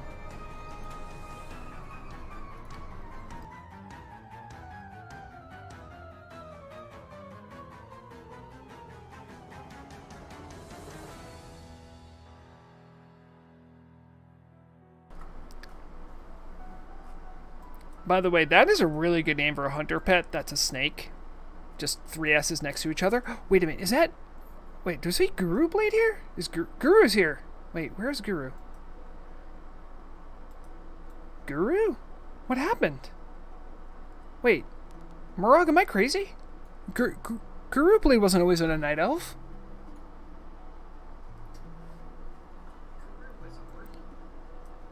Guru, what happened? Why are you a night elf? Have you forsaken the horde? Oh, I know what you're up to. Yeah. When I say I'm a fan of rogue tanking, Guru Blade is a mega fan of rogue tanking. Guru Blade cares about it so much that he has race changed into a night elf. Because night elves get 1% dodge base. So they are technically the best rogue tanks. Is it 2%? Wait, their racial gives 2%? I thought it was 1. No way. Oh, do they get extra agility? Oh my god. Oh man. Oh. I can't change into a night elf. There's too much branding in me tied up in being an orc. Oh man. Yeah, that would be enough. That would be enough to, if you have a perfect rotation on everything with a 40-second flourish to, with ghostly strikes and everything else and perfect consumes, you could be a void capped. It would be super difficult and your threat would be even worse. I think it's theoretically possible, though. Yep, if anyone didn't hear, by the way, the sale is on. Turtle WoW coin sales. You get twice your bang for your buck. I don't know why I'm shilling for Turtle WoW, when the only time they've given me turtle coins, I said no and gave them to someone else in the community. I do it because I like the community and I want everyone to be able to spend their money well. Thank you, Quirky, for dropping by. A charity event. Anyways, I enjoy your videos, by the way. I have a wicked weekend all. Thank you. Thank you. I'll just say while I got people hanging out, if you haven't subscribed, make sure to subscribe. You can also thumbs up the stream, which will push it forward in the algorithm.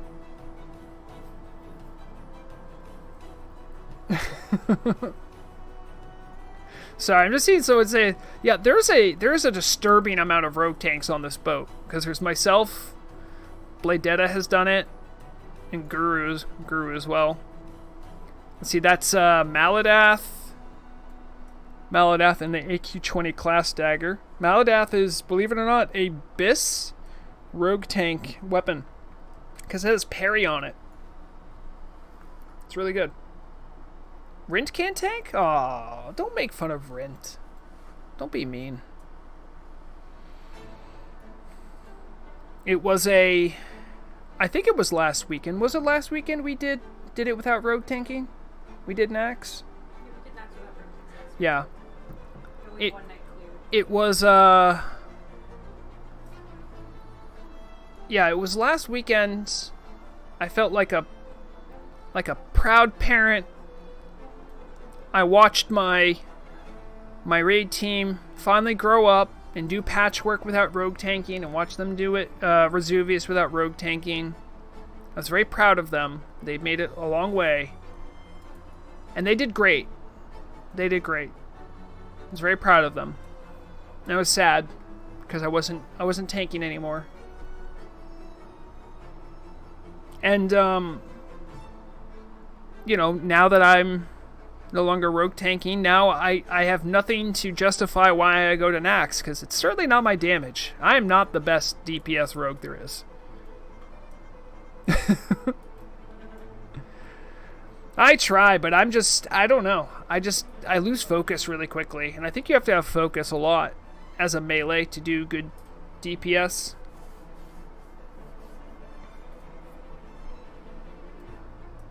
I don't know what it is. Yeah, see, Bladetta's focus is big. I'll remember oh yeah, I forgot to pop Blade Flurry, or oops, I didn't use Juju Flurry at the right time. I do lose focus pretty easily, so that's why I'm really better off being a caster.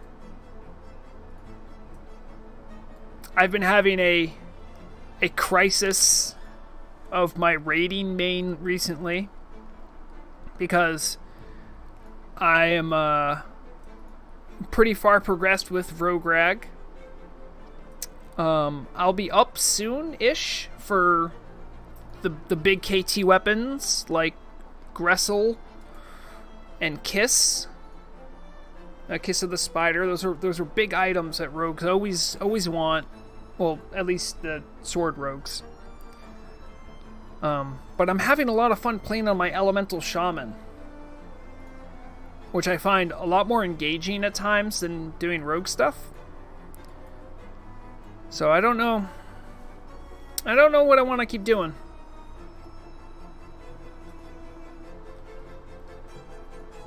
Bladetta's talking about the new Cthulhu Fist to come out.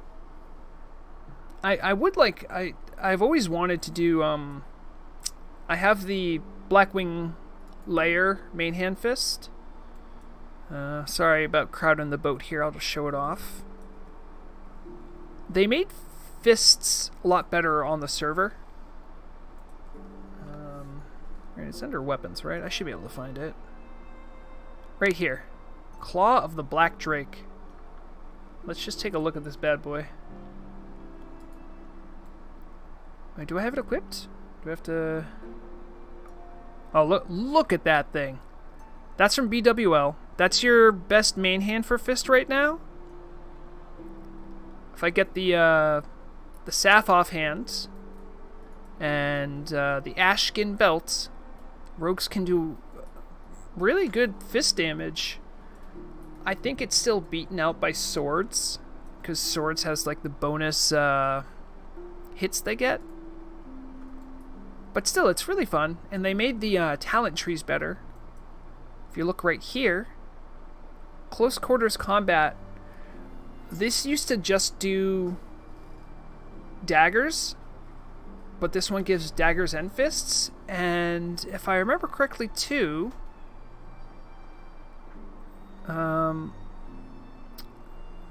there's an improvement to, I think this also, this helps something else with fists too. I think it helps your weapon skill, but yeah. I'm not a rogue expert by any means, but I've liked playing it. It's been fun.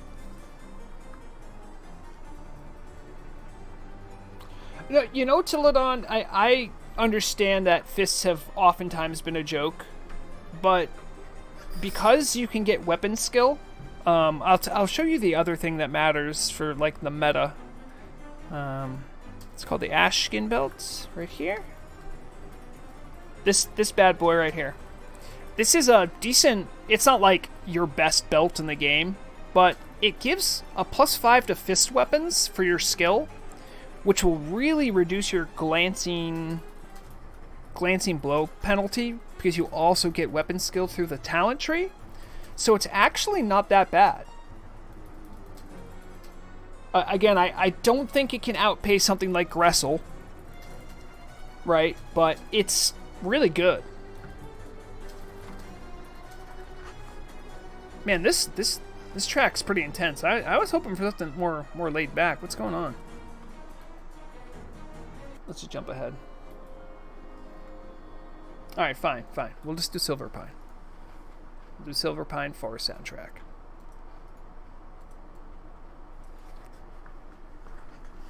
Yeah. Yep. Guru's here talking about how Gressel gets outpaced. Yeah. Oh, no, Gressel doesn't get outpaced. It's hard to outpace Gressel. Look at that. Look at this bad boy right here. 138 to 257 damage. And it has 40 attack power. If ever there was a weapon that screams, I'm ready for the new expansion, it's Gressel.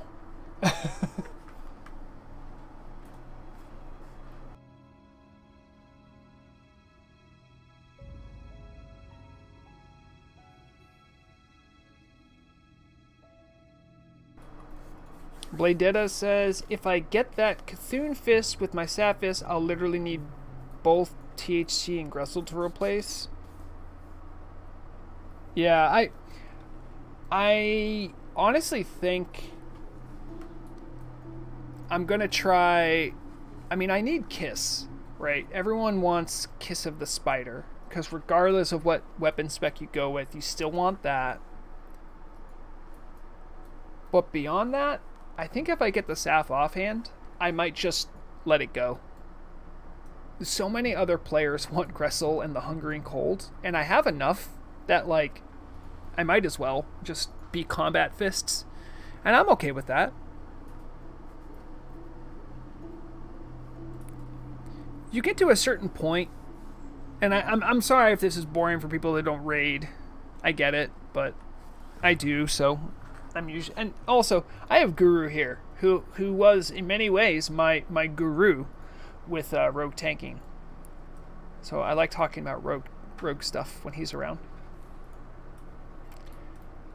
Yes, many of us ran AQR for a long time, but what I was trying to say is you get to a point in Nax where you have enough gear to clear everything. All you can do with more gear is make it slightly quicker. And the raid group I'm in has been progressing. We progressed Nax for like, I don't know, 6-9 months, something around there. But we have the DPS and everything for everything else.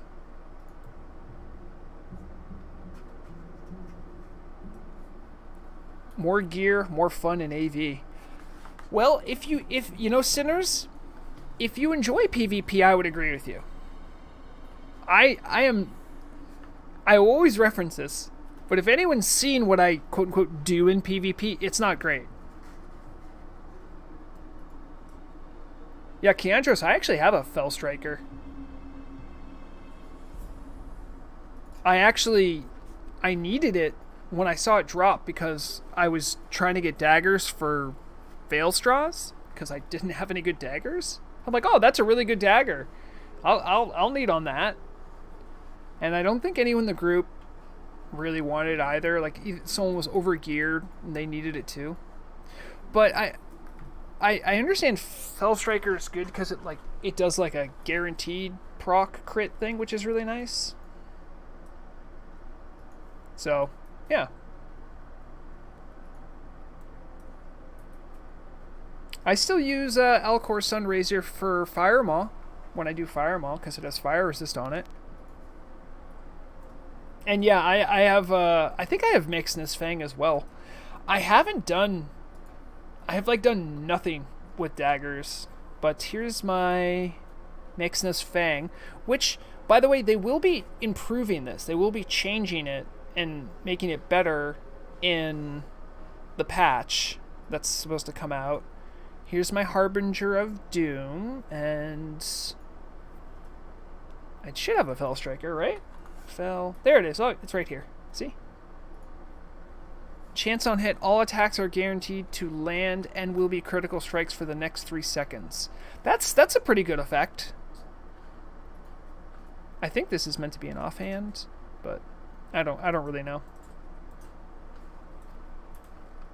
Anytime Guru, like I literally don't do daggers. I've only used it for Veil Straws. If anyone wants to know what the mod is that I use for searching my items, it's just PFUI. I don't know if it's something you have to enable, but most of the bags on PFUI will have a bar up here, and you can just search. It's pretty convenient. They also have a button here for sorting bags if you have the sort bag add-on. I can pop out my keyring. See, look, I'm attuned for the Scarlet Citadel 40-man raid that they haven't released. There is an attunement for it already, but there's no raid. If you're a rogue, you'll have pick lock on here, which is nice. And then this button here will empty any, like if you have a bunch of clams, this will empty stuff for you. And this will pop up your bags. Pretty convenient, huh? Alright.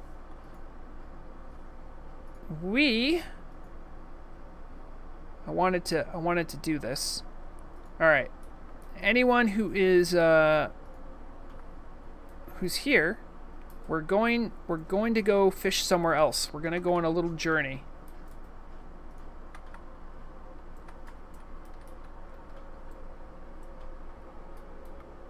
Everyone should mount up. We're gonna go in our normal. You can toggle RP walk speed. With most people have it defaulted to / on their numpad. But we're gonna try to go to Steep Cliff Port. We're gonna take a little walk through this area. If you're Alliance and you want to ride around, you can meet back up with us. We're gonna go kind of through Brill, but you can meet back up with us right on the other side of Brill, okay? Because I don't want you to gank any lobies or annoy anyone.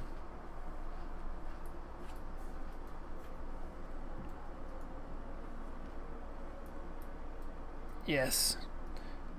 Perfect. Should I get out my better mount? Everyone has a turtle mount.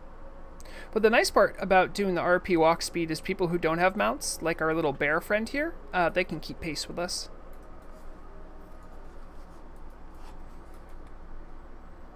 I caught 1 10-pound snapper. Wow. Nice. And 12 sickly looking fish.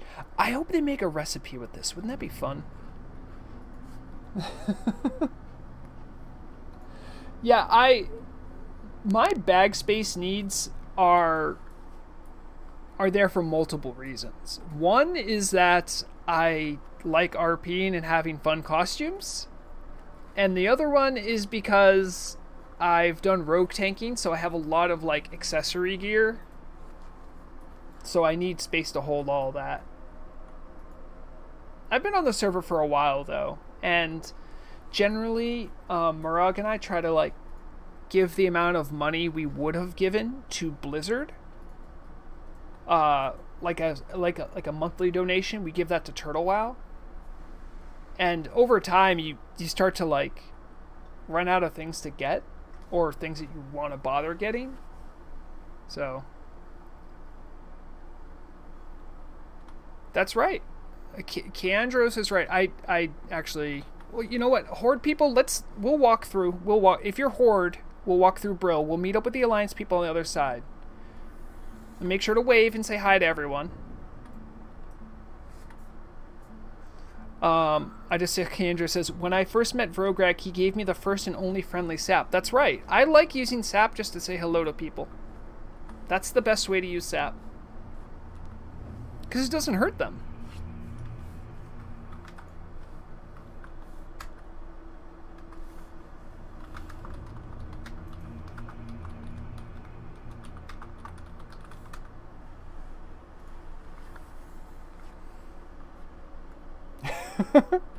Oh, Blade Daddy, you can do that too. Look at all these lowbies starting their journey. Some people are alts, some people are new. Hey, you love to see it. Just saw a person named Meow. I'm surprised Meow was open. Or maybe that was a hunter pet. I'm surprised Meow wasn't taken. Oh, hi, Night Sage. I see you in chat there. Thanks for joining. But we're just taking a little walk. We just took a walk through Brill. We're gonna walk a little bit more, and we're gonna try to check out the new area here, and we're gonna try to fish over at Steep Cliff Port. So we're just taking a little jaunt, saying hello to everyone. Oh, Guru, that's right. You're not Horde anymore. Thank you, Alliance people, for not harassing the lowbies too much. I appreciate that. They appreciate that. But, I will say, even though there's like a really creepy looking color filter over all this area, I really do like the starting zones for Undercity. It's pretty well developed, actually. And it looks nice. I mean, it looks creepy, but it looks nice.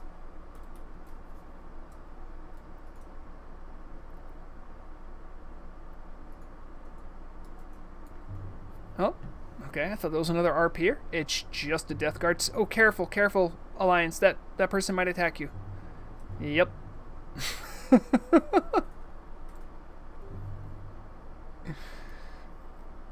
Sorry. It's hard for me to remember when they're green. Wow, look at all these people fighting things under the bridge. I think I've done this area before, and there's like really quickly respawning dudes under here, so.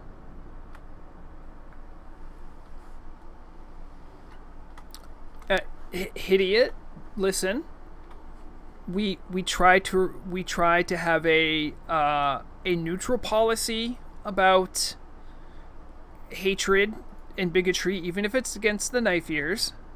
Okay, they can't help that they're aloof and were immortal for a long time and have gotten their comeuppance. That's not their fault. They didn't choose that.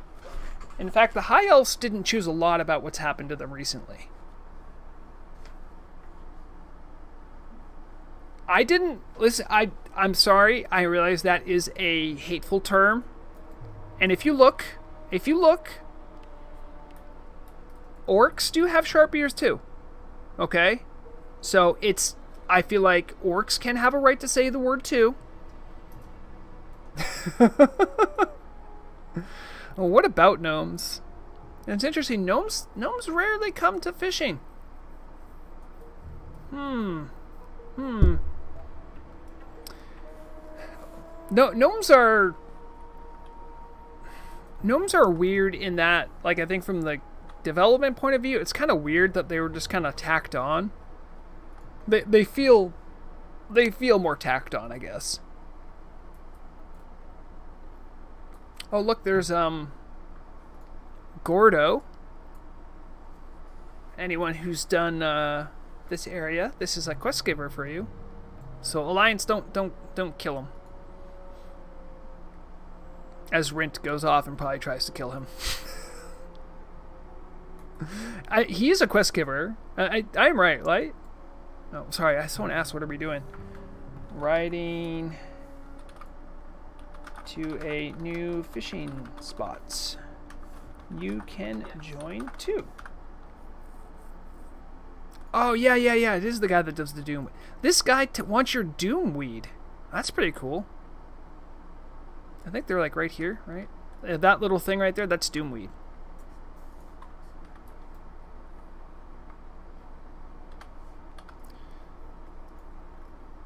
And, oh, I think, who showed me this? So, if you have PFUI, you can do the /db command.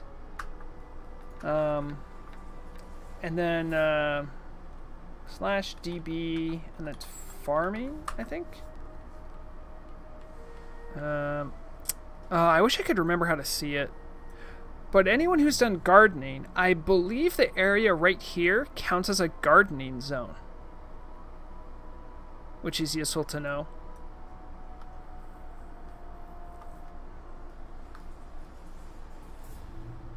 Is it pronounced poofy? I don't think so. I can ask Shagu. I've talked to him before. He's very nice. Oh, hold on. Anyone who can see world chat should move. Gold seller.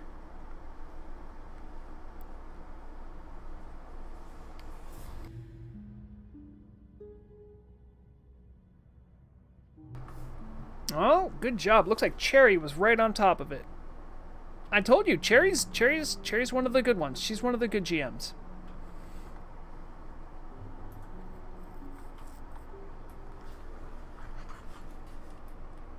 I wonder how many people from the Alliance haven't been over this way, though. Not a lot of people, even Hordes don't do a lot of this as a starting zone. They're very accustomed to the Durotar and, you know, the Barrens zones. There's a lot to do there. Yeah, it's... Keandros, have you tried going for the Explorer area? The achievement, rather? Yeah. I mean, I like the new zone here, this new... Oh, it's like a Arathi Uplands or something. It's a fun spot. There is stuff there for Alliance and Horde as well. So when we write in Alliance and Horde, just be mindful. Anyone watching my screen will know what's aggressive to you, but also watch your screen if you're Alliance. Something might be aggressive for you that isn't for me. I think right when you walk into, there's right past the gate, there's like some brigands that like I think are aggressive everyone. They try to rob you. Not on my watch. You can't steal from a thief.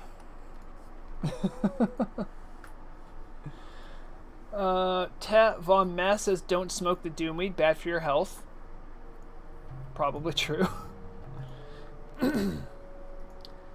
Tilladon Blackwing says my wife was so excited for gardening but got turned off to it because so many people said it's broken and doesn't work. Well, it's not very deep. So my understanding of, let me just show you on survival. There's a simple wooden planter that you make. You can only have up to 5 of them. You make them with wood and copper bolts. So you make, generally what I do is I make 5 of them. And then you need seeds for whatever you're trying to make. Some of them you can buy, some of them you can find. Like these, I think there's pumpkins here that you can click or something. You can get pumpkin seeds. There's like melon seeds, berry seeds. Oh, just wait. You get all that stuff, and then you go over to a spot that is assigned a farming zone. It's hard to... I wish I could remember the PFUI command to work that all out, but as long as you're in an area that has like farming as a tag on it, and they're like subzones, I think. Then all you need is some Ungoro soil and fresh mountain water, and then you just hang out for a while. You right click on stuff to plants, and then you have to wait. I think the whole cycle takes like half an hour. The products you get, some of them are some of the best buff foods in the games, or they're tied. I know there's a stamina one that's as good as the kicking chimera chops. There's an agility one that I use that's as good as the grilled squid. And I feel like there's a strength one and that's used. Yeah. Yep, everyone be nice. Everyone be nice. Sorry, what's that? Agility and stam. Yep, agility and stam, yeah. So right here is where the trail ordinarily ends, but because we're on best server, we're gonna check this out. I didn't know Scarlet had holdings all the way up here. I forgot about this. So we're gonna make a beeline here to where the road reconnects.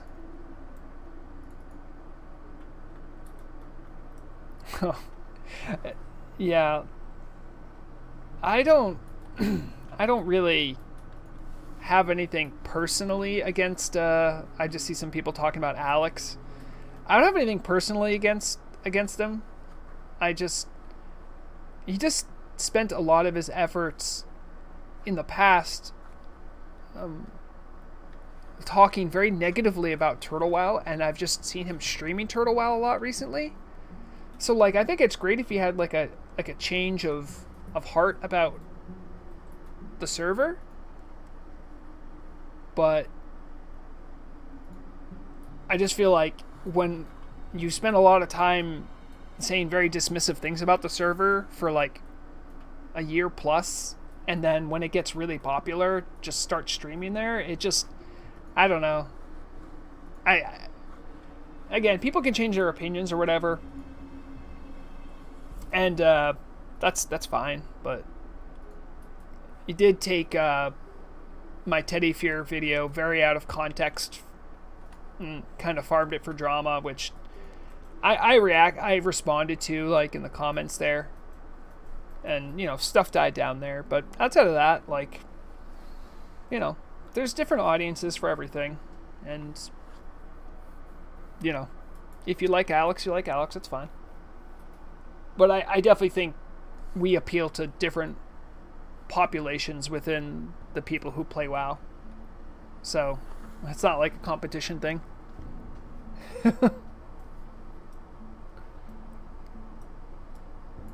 Yeah, I know he complimented it, because he then, in his initial reaction video, he twisted it into a narrative of, see, all the GMs are corrupt.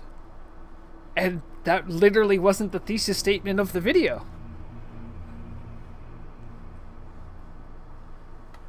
Yeah. It's fine to, also to the people that are here, it's fine just to randomly... Emergent RP is probably the best kind of RP.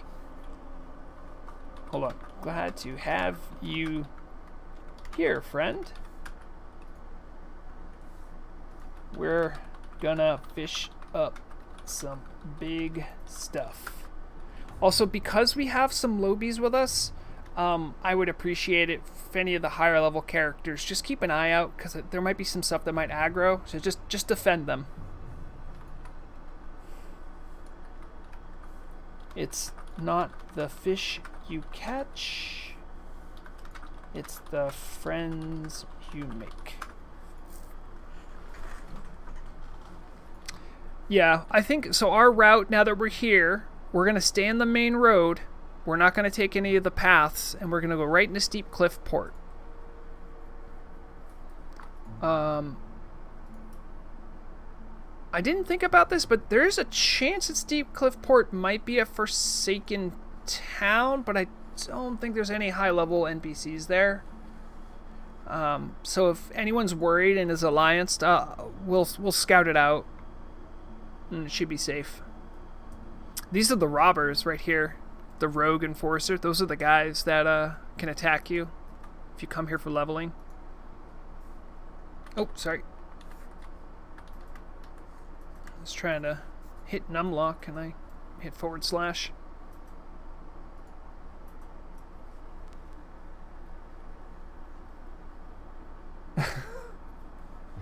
Yeah, if all you wanted to come here for was just a safe escort into a new zone, that's fine. You don't have to go fishing.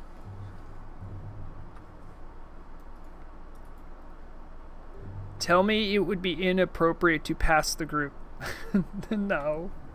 There's nothing inappropriate with seeing a bunch of people RP walking and wanting to join. It's beautiful. I always say, like, emergent RP is the best RP. In fact, speaking of which, I do have a plan for something a little later.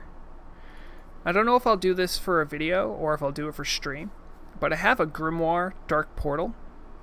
This is something for Demon Portal, which I don't even know what it does. I don't even think it works. But it's only for warlocks, and what I like to do sometimes is I take these to low-level areas, like Crossroads, and I'll go over there, and I'll try to like RP, like talk in a low hushed voice, and then attract a warlock out and be like, hey, I have a book, and then I'll try to pretend like it's like a stolen book to attract them to come out, and then I'll just give the book to them, and then the second they take the book, I'll start laughing maniacally and be like, the curse is now passed on, and then I'll just vanish. It's very fun. It's a better use of the book than I think what it currently does, which is nothing.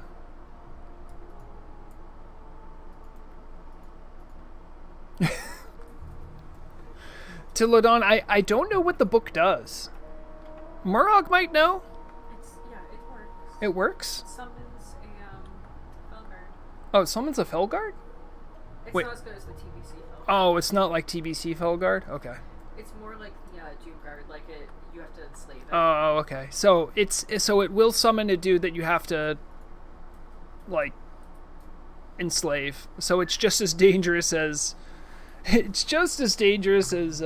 Biggin and Infernal, and which it's fun, but then oh, it spawns enslaved? Oh, that's nice. It's still enslaved though. So is the Infernal spawns. Oh, they do too? Oh, I didn't know that. Doomguard you have to enslave, but the Infernal spawns. Okay.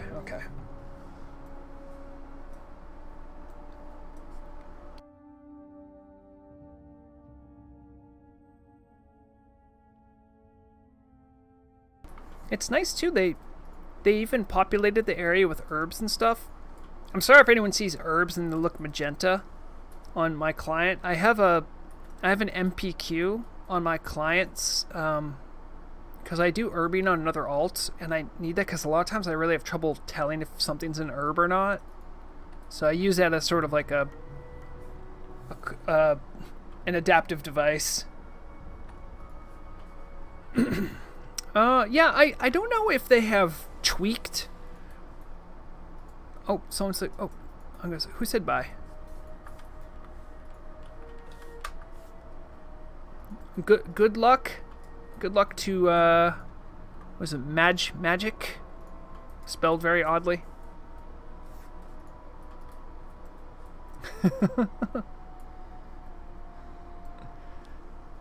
Yeah, if anyone asks questions, just tell them we're going fishing. I have to keep looking at stream chat, so I can't always answer stuff in RP. We're almost there. This zone, this area right here, just to the south of us with the farms, this is where one of Murog's hardcore tunes died because I let her priest tank for my rogue. Very sad.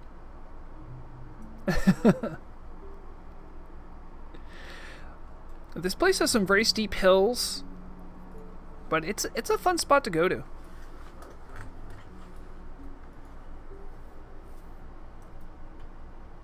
BLFS. Oh, I think that's a Chinese player. They're in HY. Well, if we pass, I'm pretty sure players on Chinese clients can still see emotes. I'm pretty sure. So, if you do see a player who you don't think is going to have a keyboard that's going to jive with your language, you can still emote. You can still emote them. And sometimes it's kind of like nice in a way, because it's almost like how it would be talking to someone from a different faction in vanilla. Like you couldn't like talk to them, right?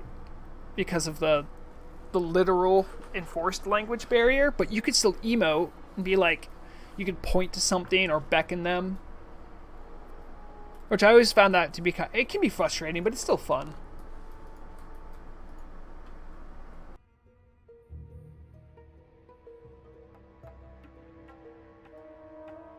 So, Tilladon, I can tell you a little bit about phase. So there isn't phasing in the world, or layering, the way that many people think of it from Classic.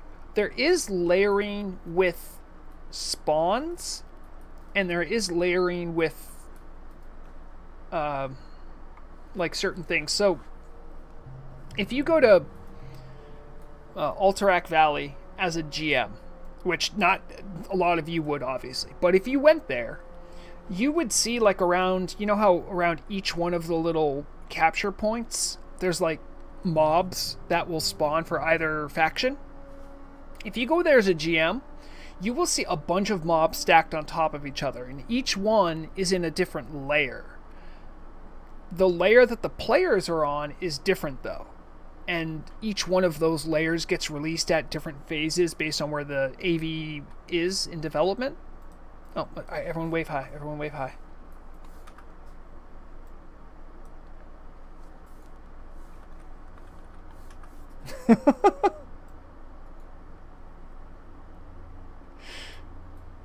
That person got bugged out. Did you see them? Kennedy, I don't know if you can hear me, but you need to clear your WDB if you see a big cube. That's usually what that is. Alright, I'm looking around for NPCs. Alright, Alliance, there are level 55 guards here. So, be careful. I think you can maybe walk through the middle of town. Just keep an eye out. I don't want to hurt any Alliance people here.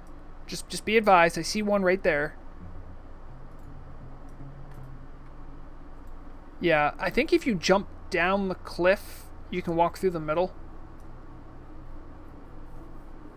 I think a couple of the Alliance people I have here have stealth, so it shouldn't be an issue. Yeah, Cinders, I don't want you to die unnecessarily. If you want to just jump in the water here and swim around, that's fine.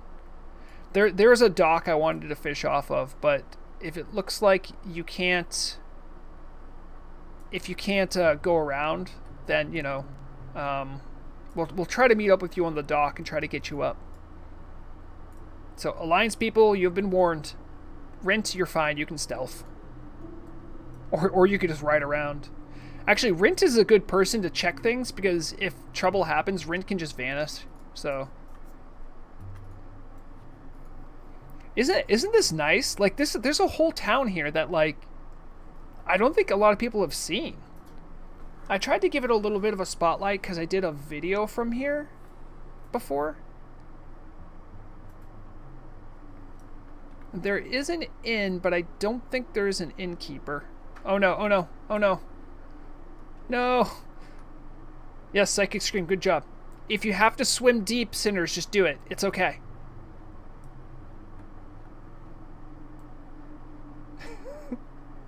Kennedy, it's okay. It's not your fault. It wasn't directed at you. That wasn't directed at you.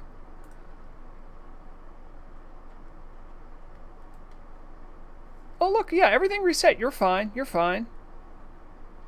Also, wait, whose forsworn mule is that? They look kind of ridiculous. All right, new fishing spot. Let's check it out.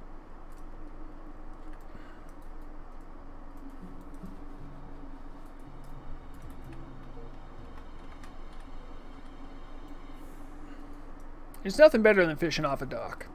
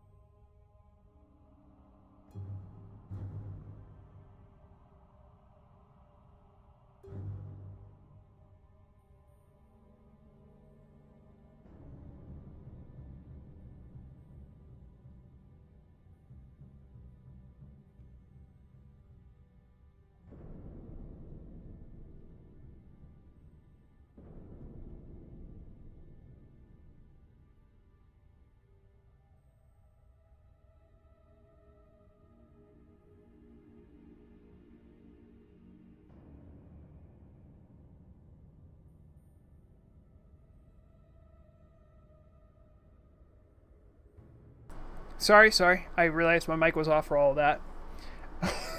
I'm so upset by not being able to fish. You're still not coming through. I'm not coming through? No. Oh, there you are. Testing. Okay. Oh, Wicked long delay. there was a little lag. You should refresh your thing. It falls behind every now and then. Sorry. So, we will together We'll do this together. Okay, we're gonna go right to the GitHub. All right, here we are. We will create a new issue. Title: No fishing in Steep Cliff Port. And that's part of the Arathi Uplands, is it? What is the name of the zone? Tirisfal Uplands? Yeah, I think that's what it is. Please provide a clear description of what the bug is.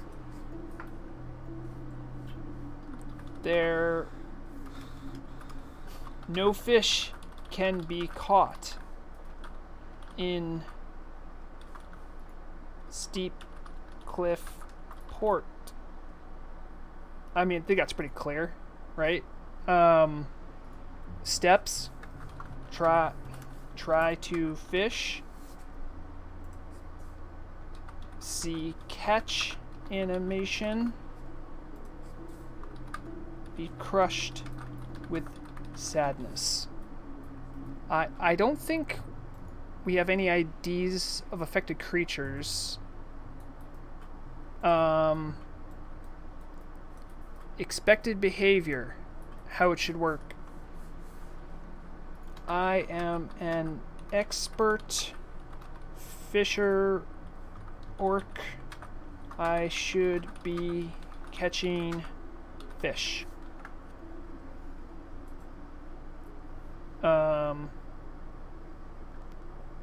And then I don't know if we have like evidence of this, but let me. I don't think it really needs proof, right? I guess if it was a more complicated issue, maybe it would need something more. All right, I'm going to do this. Submit new issue. Okay, Vrograg Fishslayer. All right. Now we play the waiting game. By the way, it'll take forever to get fixed, but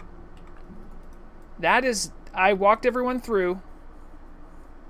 That is the process. I know. As no one caught anything.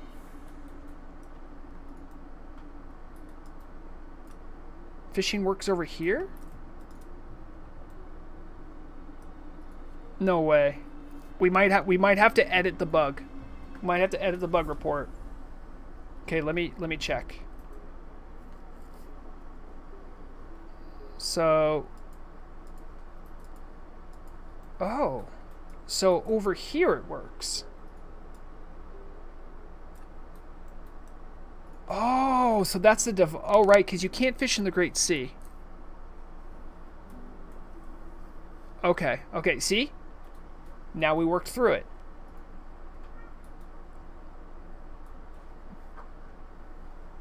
Alright, I gotta make sure I can catch.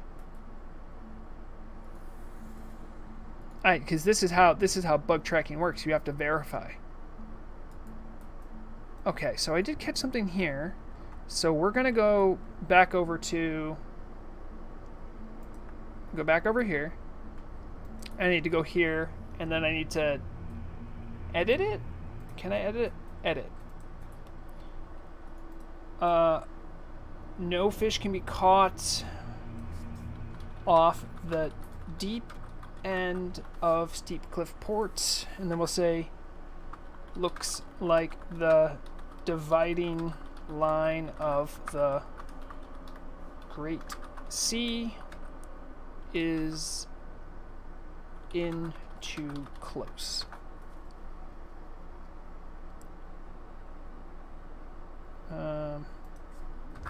If you step back towards the beginning of the dock, fishing does work. There we go. Okay, we fixed it. We'll see what happens. We will update. But no, that's literally, that's how easy it is to make a bug report. And honestly, the developers do look there. That is where they look first.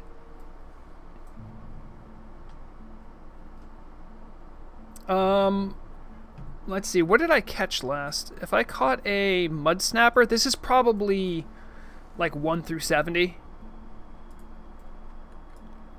Or is the Great Sea have like super deep?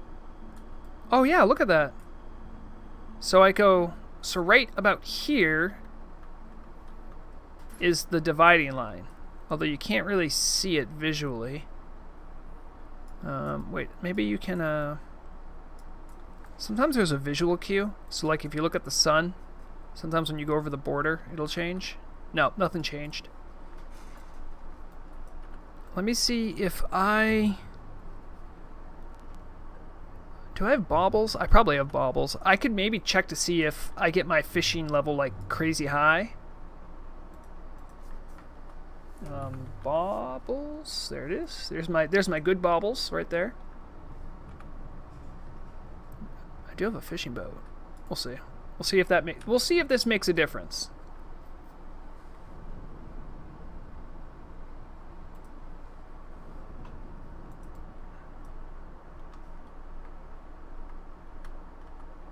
Alright, so right now, my fishing skill, we're at 450. Because I got the good rod and I got the bobble. Now we see if it works. No, see nothing. You see that? I clicked it right on time.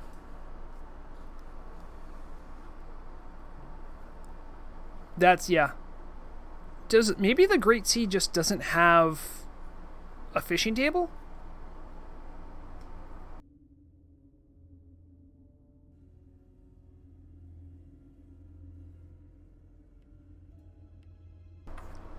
Well, I mean, it is what it is. By the way, the Sinners, I see that you have a Zergling. That tells me I know exactly how long you've been on the server.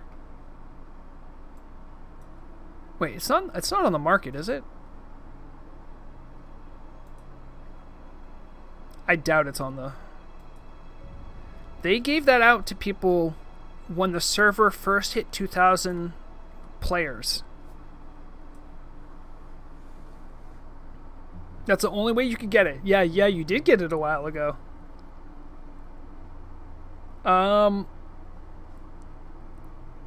Lamian asks, is Ashbringer really on the loot table for fishing? No. Fishbringer? Maybe. They actually had to fix Fishbringer.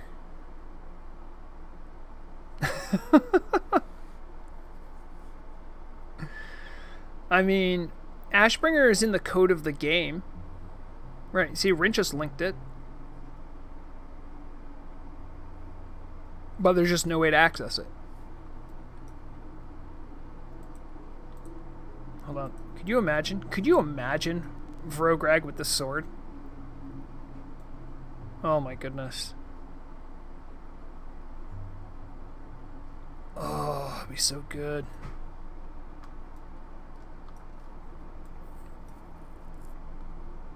Oh, I see. Sinners is on the turtle plane doing all tiny quests slowly. Yep, you have exhaustion too.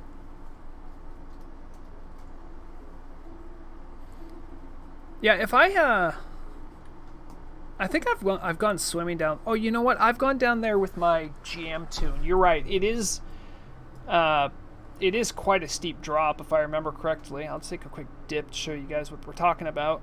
So like here, right? Here's where the continent is, and then it just drops. Look at that. And let me tell you, it takes a while to get to the bottom. You can. Probably only a druid could in any amount of decent time. A shaman could get there in a while with water breathing, but...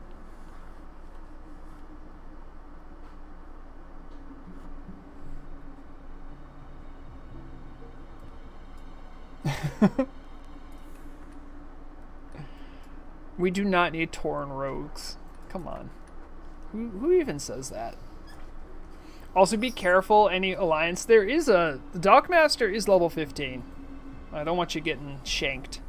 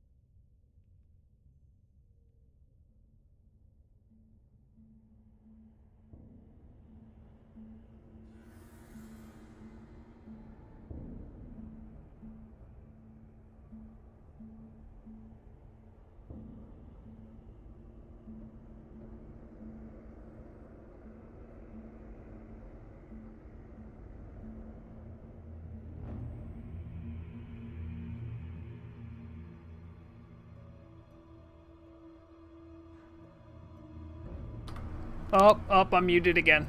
Thank you, Guru. Thank you. All right, everyone. If you've caught fish, anyone with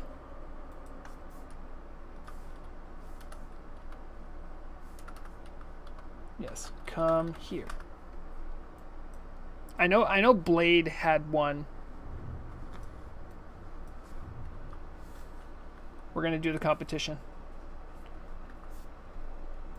You got a 12-pound mud snapper. Interesting. Okay, that's heavier. That's heavier. All right. Sinners, anyone who caught a weighted fish, a weighted mud snapper. All right. All right. I'm going to open trade. Just show me what you got. Show me what you got. Just put it in the will not be traded. Okay. So you got a 10-pound. Good. Okay. Let's do this. Trading with Guru. Did you get? No, not catfish. We're only measuring mud snappers. A 12-pound mud snapper. That is the biggest one. Okay. Oh wait. Okay. Sinners, did you have any big ones? Rint, that's why I don't reveal where I'm fishing early on. Okay, did you have any mud snappers? I don't let people know which fish I'm going to do as part of the competition so that people can't catch stuff in advance. Okay, that's fine. And if I go up, I remember Blade said that they caught a fish. Oh, I'm just scrolling back up. Oh, I don't think I'll be able to see it. I think he only caught a 10-pounder though, so that is a seal, idiot. That is not a mud snapper, sadly. The troll got a 12-pound too? Who? This troll? Did any of you catch a... Where's the 12-pound? 12-pounder?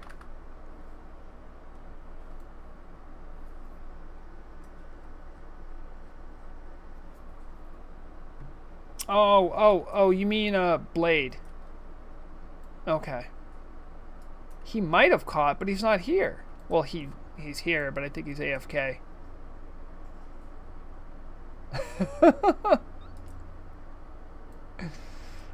Wait, who targeted? Be nice. Kennedy, be nice.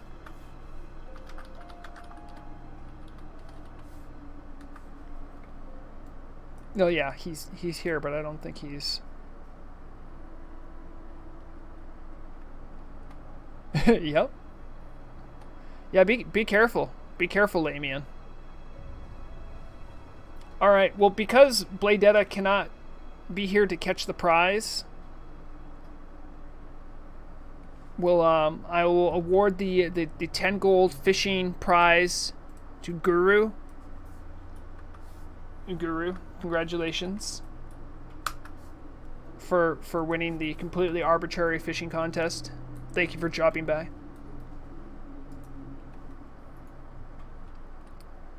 Yes. Thank you everyone for joining.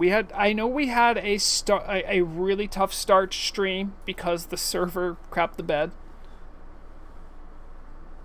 But I think we had a fun time. I'm glad we got to check out Steep Cliff Port, and we even got to make a bug report.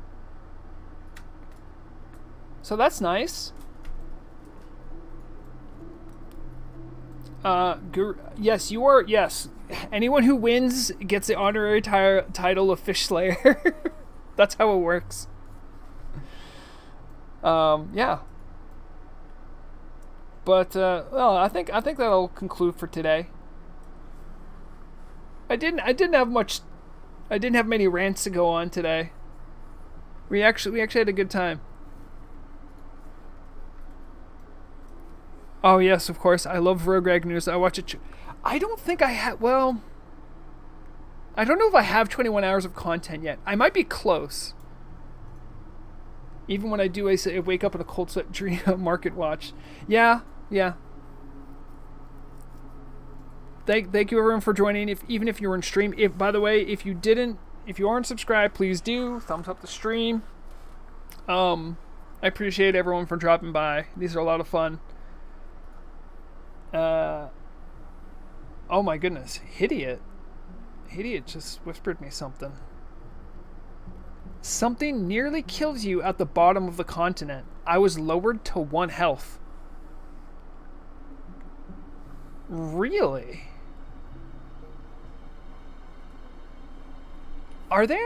Do we have a shaman here anymore? We don't have a shaman here anymore. Interesting. Well, that might be something worth looking into. If he hit the fatigue, it would kill him, Keandros. And it wouldn't reduce him to 1 hit points. Because the fatigue will just straight up kill you. Right? That's the... You can't fall off the map. As far as I understand. You know, before we end, how can I not look? Water breathing. Yeah, see, look. That's not expensive. Well, it's not too expensive for me. Elixir of greater water breathing. What's the difference? 1 hour? Huh. 30 minutes should be plenty, right? So we're going to buy one of these. I'm going to go... There's a mailbox over here, right?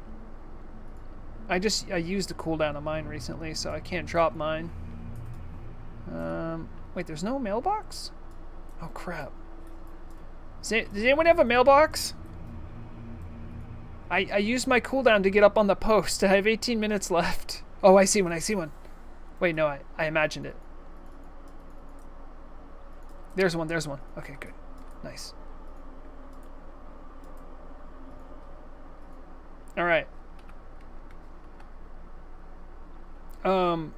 If anyone wants to use a horde alliance tune, you can buy a elixir of water breathing here. And then, you can check it out too. Who knows? It'll be a fun way to end the stream on a wild adventure down in the bottom of the. Also, if you don't have this, try to get it. The Ice Pearl of Kanaknoon. It's from the Tuskar area. You can get it. It helps your swim speed. 15%. Okay, I got 30 minutes of water breathing. Everyone else who's ready, we're gonna go. We're gonna check it out. Hidiot, feel free to lead the way. Well, you're going to be leading the way because you're a really quick. Look at that. Kennedy named this raptor Nancy Pelosi. What? The Ice Pearl's doing work. I'm almost keeping up with the Druid, but not really. Oh, man.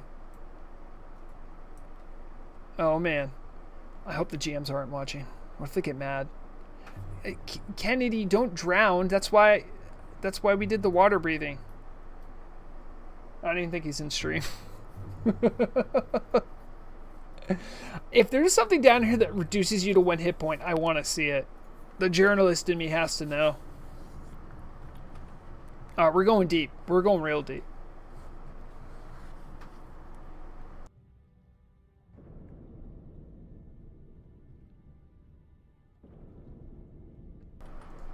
I mean, there has to be a bottom, right?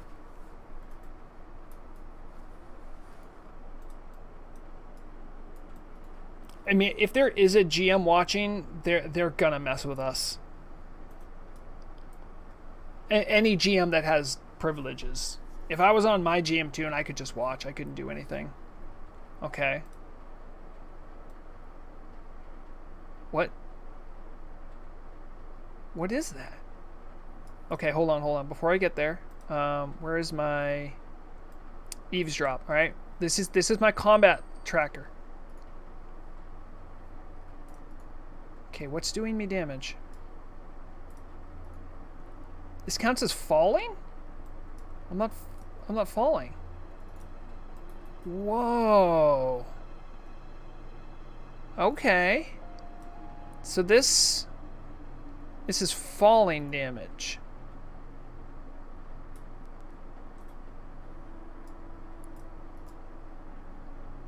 So when you hit this plane, it gives you falling damage. Yep, you're taking the damage too. So anytime you're out this far, it gives you falling damage. Interesting. Now there is an island over here, so I wanted to see maybe if the base of the island has something cool going on with it.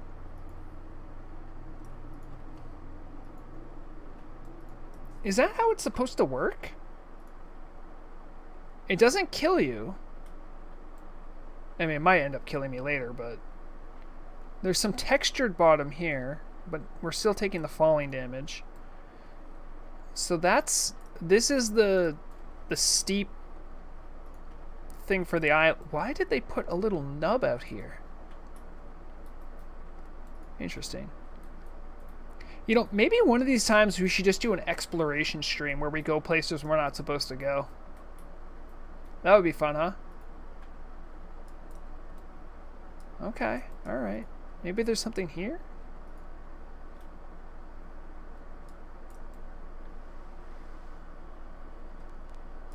Nope. Nothing here. Wow. Am I still taking falling damage? I'm not. But apparently when there's like a certain depth, like right here. You take falling damage. Yep. So anything lower than me, you take falling damage, it looks like. This is a lot of continent for that little baby island, right? Because you can see on top of the map, the island's just here. But if we swim up, I bet you there's just... They made a lot for a little island, no?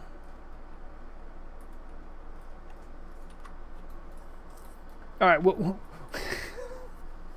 Need a submersible. Yeah, I agree. Oasis DVD. A submersible would help. Being a druid would really help. Man, I wish I had that orca skin. It would be so cool. I saw a stream of recently someone who was just like making their own fan content, their own like on their own server, and I saw them using all the tools. It was really, really fascinating to watch. Kind of looked like a park builder. Alright, well, someone caught up to me. Cool. What's up, Candrews? When we finally get up to air, we'll call it quits for stream.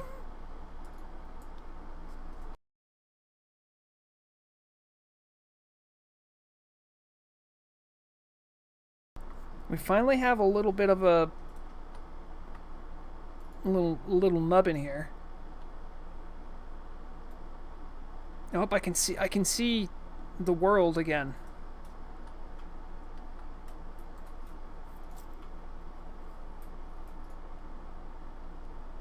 I wonder if we lost people down there. That was crazy that you get deep enough, you just take falling damage, but it doesn't kill you. I thought maybe it was like a shark or something, you know. Oh man, that's what it's all about. A nice little swim to get the blood pumping. Here, I'll leave a fire down for anyone who wants to dry off. Because I need RP that is that immersive. This would be a nice little area to do RP in. This is the log where I stood behind to do the news report when I was out here too.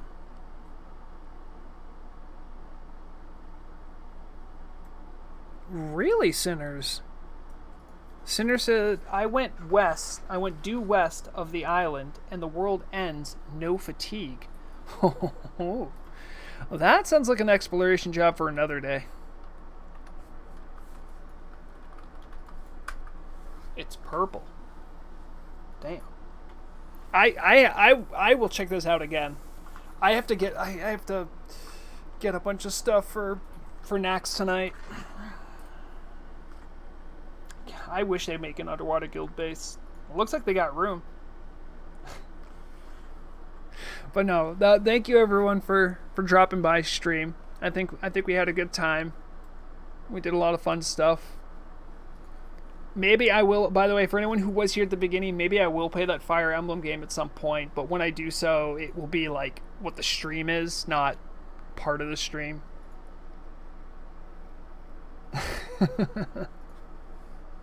Well, thank you everyone for joining. We had a good time.